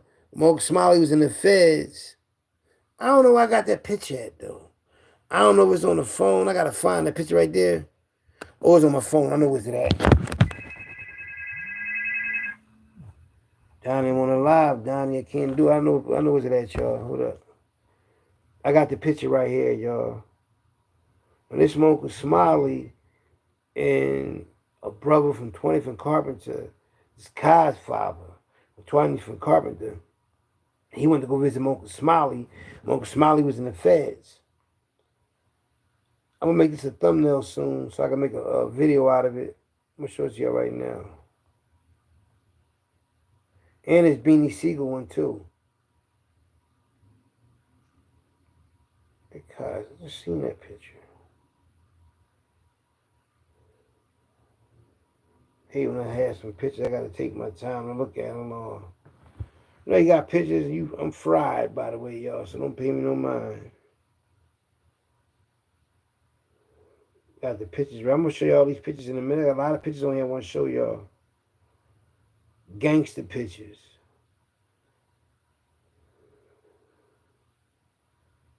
I'm about to show it to y'all right now. I'm going to show you the Beanie Siegel one right now. I'll show y'all this the other day. This one, Beanie Siegel, was in the feds with my homie Lil Donnie.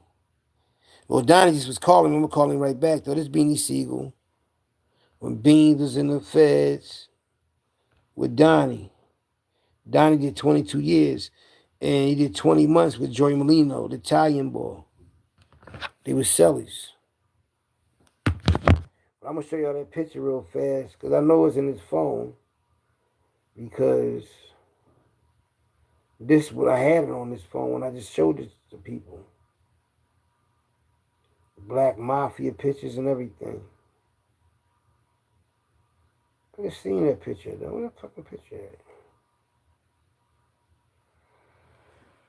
Oh man, I hate when I gotta find something, man. Damn, that's crazy, man. I just seen that picture because I just showed it to y'all yesterday. I'm gonna find it because I'm gonna show y'all these pictures right now. I'm gonna show you these pictures like this. You gotta see these pictures. Hold up.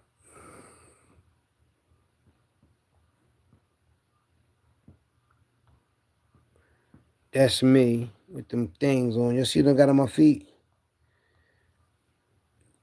Them Jordans, them 17s, and them 13s, whatever it is. It's a great polo shirt I got on with that horse. That's when I was a football star. That's me up Erie Avenue with Sam. May he rest in peace. Me, my son, Nornie, my brother Daryl, my cousin Wayne, rest in peace. That was at my party I was having when I was, that's me and my mom. I was up in Holmesburg back in the day. Mom Dukes come see me. I got them top 10s on. Them damage. You gotta be somebody that had them on in jail. That's me with the rolling on with the feline sweatsuit. Mikey, my mom, my cousin Skip from Frankfurt. Mikey was getting the case money. He's at the lawyer's office with the neck brace on. Look at Mikey with the neck brace on, fucking him up. That's us back in the day when my mom, 1987 Thanksgiving, my brother Ray came home on a home pass from the Army. This Erie Avenue, this Bobby Dance from Erie Avenue. They upgraded for it, Sean Harcum. That's Gypsy Joe right there, and that's Black right there. That's Bill from 11 Norris Projects. May he rest in peace. Professional booster, and he was a gangster. Me and Mikey up Chucks. Mikey got the big ass hand bone chain on.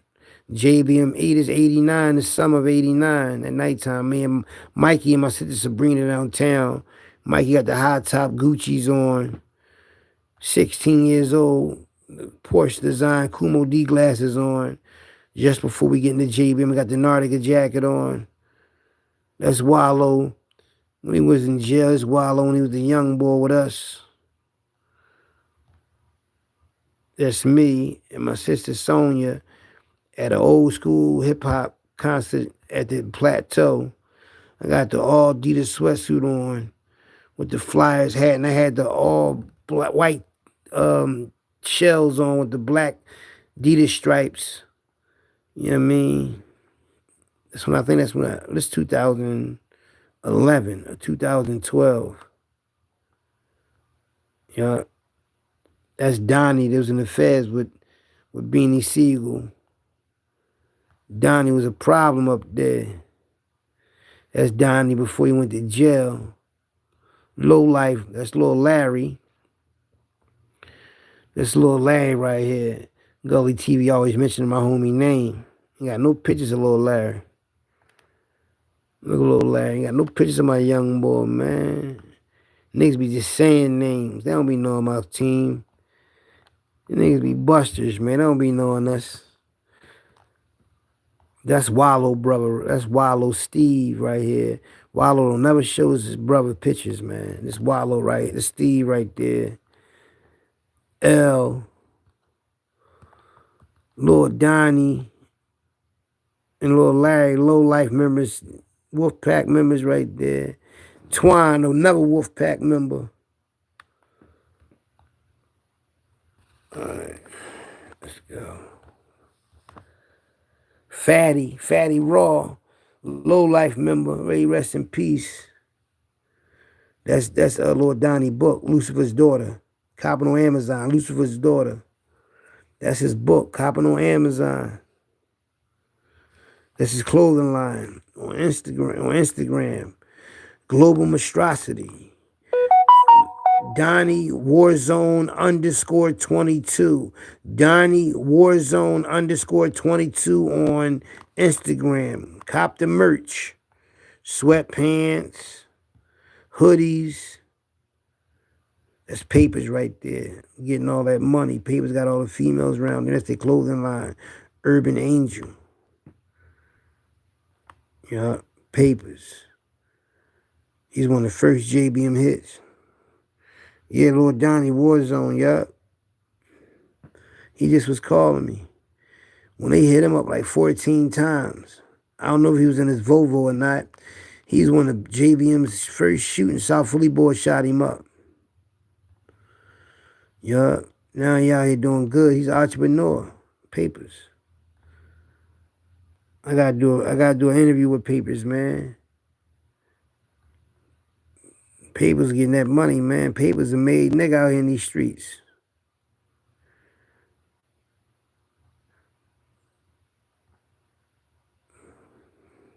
Baby everywhere. Captain of the ship. Yeah. Papers stay with the shorties.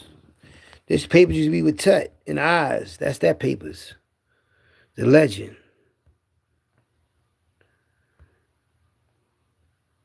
It's Papers, man. Best that ever did it.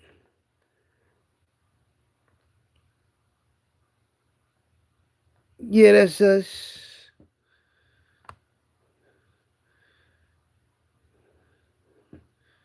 Yeah. Papers back in the day.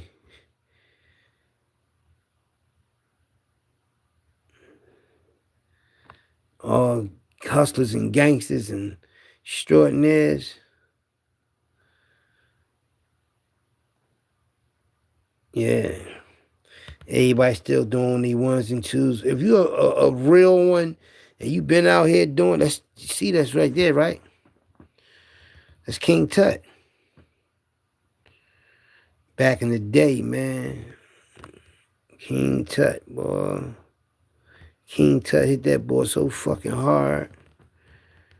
He left the car wash business to these old heads who came home from the jail. Give him a little try. I mean, he was making like $2,000 a day. Something like that. And they robbed the place and left this shit ramsacked. Papers when he a young boy. Papers in Tut with the white girl from the New York celebrity personnel. It was getting money. See, they got the Gucci's on. See, they got the Gucci's on in the early 80s. Then, you know what I mean? They was them boys, man. Look at them on a fucking foreign car. Getting all that fucking money, man. And I'm trying to sit them niggas down there again. Look. Tut, Papers, Eyes. Them niggas getting money, man. Fucking look at his hand, man. Niggas getting money. Tell you what happened to him. Now, these old heads boys that's cold-blooded killers and stick-up boys, he gave him a job. They start fucking with that coke. So then they robbed the fucking car wash place, and then he catch him one. He catch one of the brothers and had this big-ass get-together up their way, whatever. He caught the boy and fucked the boy. Hit this boy with some shit, put him on his back pockets, right? But when he hit the boy with some combination, the boy eye socket fell out his eye. He knocked the man eye socket out his eye. Everybody was out there, the who's, the what's. Damn, you pulled me a gunslinger, this, that, and third. That nigga dude embarrass you like that? He went home and told his brother. When he went home and told his brother, because this is how I know this, because he told these same people, told the same story to my brother, Sekou, and said, I don't know why I even told my brother what happened, man. I should have went around there and done that to that boy, man. They regret that shit, man. They really regret taking Tut life, because they went up in there and opened that door and let that shit go. Them motherfuckers had some type of army type shit. And they let that shit go, and the smoke from it, from letting that shit go to fire, when the police opened the door, it was still smoke going by in slow motion. Yeah, shit switched. The girl, I think, was sitting on his lap or near him. Tut girl, because, and the reason why I'm going to get way more deep into Tut, because his first cousin, Tanya, a.k.a. Candy, used to go with Sekou. And when we went to the buffet in November for my brother Daryl's birthday, she told me that she'd give me the whole rundown on Tut and all that, because that's their first cousin. She know all that shit. Yeah. Sekou, that's Sekou old girl. So Sekou was getting money, Techno was getting money. So she gonna let me know everything. And she got pictures. So I'm gonna get the pictures and everything, man, so y'all can see how them 80s was for real. See, they tiny like a couple years older than me. So I mean, you know, man, Mikey was born in 73. They was born in the 60s. So we still a part of that era. We like to tail into that era, the 60 era. You know what I mean? Because we had brothers and all that. I got more pictures. Hold up. So the ball, this is Eyes to Paul Wayne. This is Wayne used to go with Poom. I ain't all that time I know there was that Wayne. Wayne was cool as shit with me. Cause I was the girl he was going with, I was going with the little sister, the younger sister. And the younger sister was Nene. Right? But Nene was older than me. Yup, they did Wayne bad out the park somewhere and all that. Niggas was getting a lot of money, man. Niggas be hating on niggas, man. Them niggas out there be secretly hating on niggas, man. They be wanting nigga out the way because the nigga might be shining too much. Niggas can't take that shit, man. When niggas shining like that. And then it's the people that watching him shine. Because everybody in that same circle. Niggas can't take certain shit. And niggas be going with the same girls and all that. Yeah, I'm telling you, this is something I know. Niggas be dating the same women. And the animosity is crazy. I was around that shit, man. Around all them niggas, man. I was a young boy. I was loving it, though, man. Because every time, shit, come on, what, Scott LaRock had it, or, you know, that shit, come on. Or USA Skating Ring, everybody up there with their shit on. Well, I ain't give a fuck what kind of car a nigga had. I just wanted to be in the building when that club scene was popping off, you know? We was in there. Listen, one thing about it, man, I'm not making this up, and people can contest to this now. Them dudes that was older than me and my twin brother, them same girls they was dealing with, man, Mikey was dealing with. We was doing the same circle or them same girls. Yeah, and we wasn't even driving. We was just some lit niggas, man. We just had our chance to shine. From 14 all the way up to motherfucking 18, man. To me, 19, 20 and all that. Yeah, we was in a mix. That girl I showed the picture of Etna and all that the other day, that's the same girl allegedly that was with Bucky, little Bucky, the night he got killed. So, you know, she had to be top of the line. If he had them, you know what I mean? So I'm just letting you know the caliber female, the same female they were dealing with, I was dealing with. Like, come on, I ain't making that shit up. That's why the West Philly niggas and Southwest niggas respect me. Because they know, like, the Hockey and Mikey was messing with the same girls we was messing with. Yeah. All of them. Yeah. No matter what city, part of the city they was from, they know the twins. Yeah, and look who's still standing. You understand me? Damn, I ain't know you used to, yeah. That's why it's to mingle and finagle in jail with them niggas. Like, yeah, how you know? Yeah, I know her. That's my old show they put on the phone. Damn, how she do know? She know twin. Nigga come back off the phone looking crazy.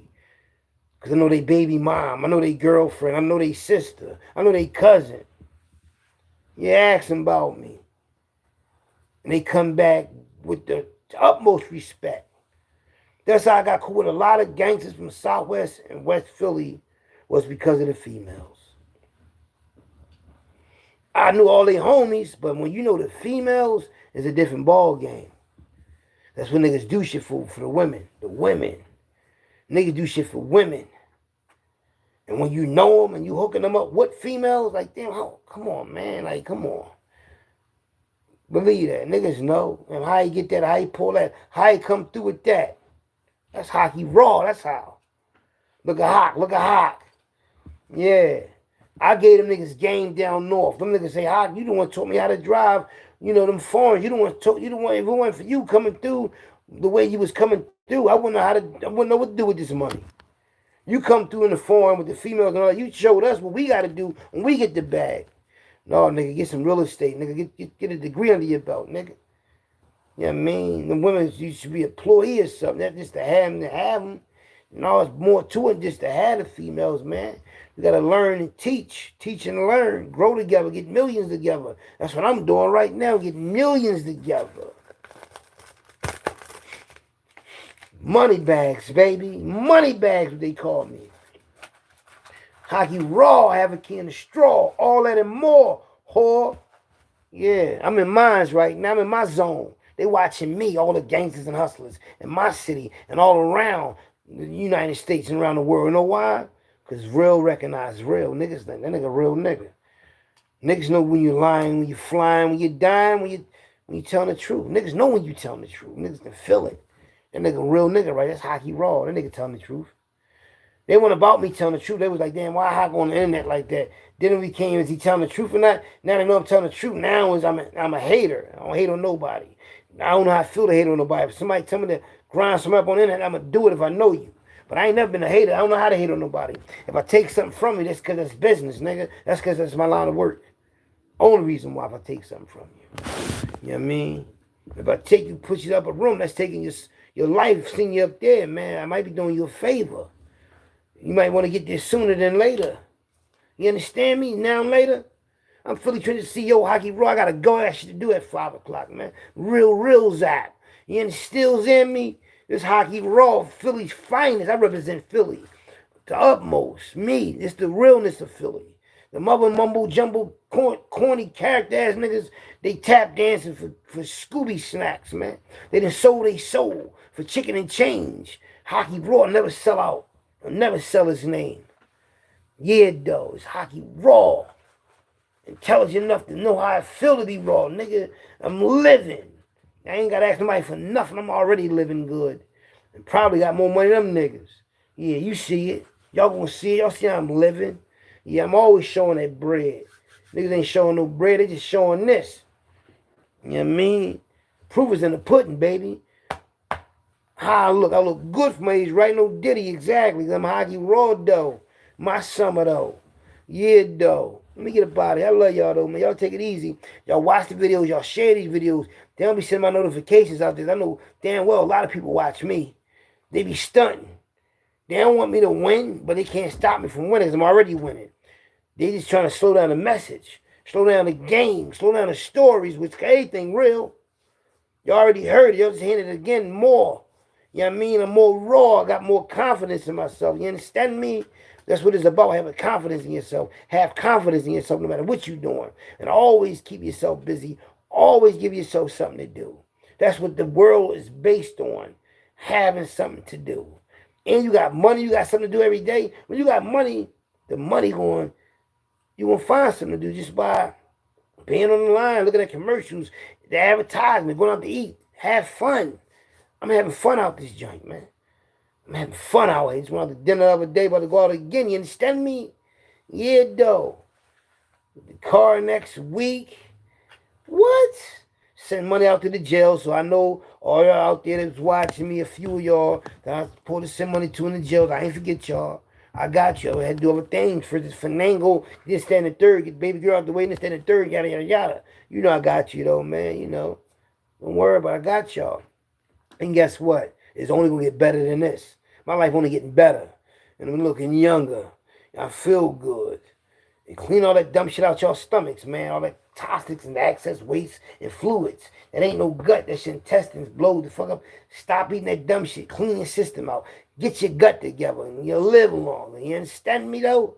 Philly Trenches CEO Hockey Raw in my bag, though. I want to stay on here and just kick the woolly bobo with y'all, but I got to go. I might be on here tonight, though. I got y'all.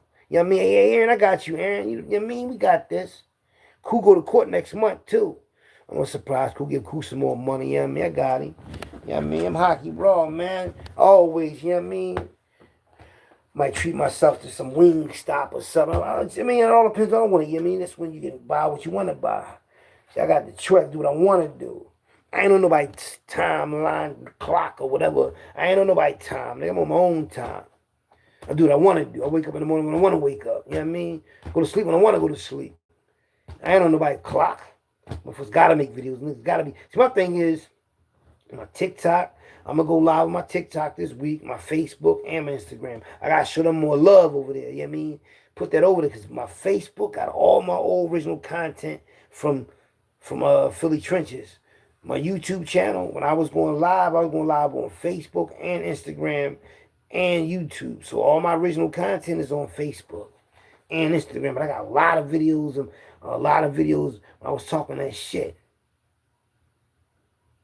Yup, I got it though. There ain't nothing going nowhere. You know what I mean? And not only that, right? I exist when y'all exist. So in y'all time frame of life, y'all get to experience being around somebody or watching somebody extraordinary like me. Because one day you want to find out how extraordinary I am, maybe in the next life when you really understand. But while we are here in this day and time, just know I'm extraordinary. Period. You know, there's a lot of people out there that they push to be extraordinary, that we look up to, like Denzel Washington and all that. But there's people more extraordinary than that. A lot of them might be locked up. A lot of them might be out here homeless or lost their mind, but they're still extraordinary. You know, and I'm the last of that. I'm the last of that extraordinary breed. That's why I get on here and talk to y'all like this, man, free of charge. But I'm getting paid other ways. I'm happy, I'm healthy, I'm relaxed. I got peace in my life. How many people happy got peace in their life? I'm out of here. This Philly Trenches CEO Hockey Raw. See you later, y'all. Gotta go. Thanks for coming through.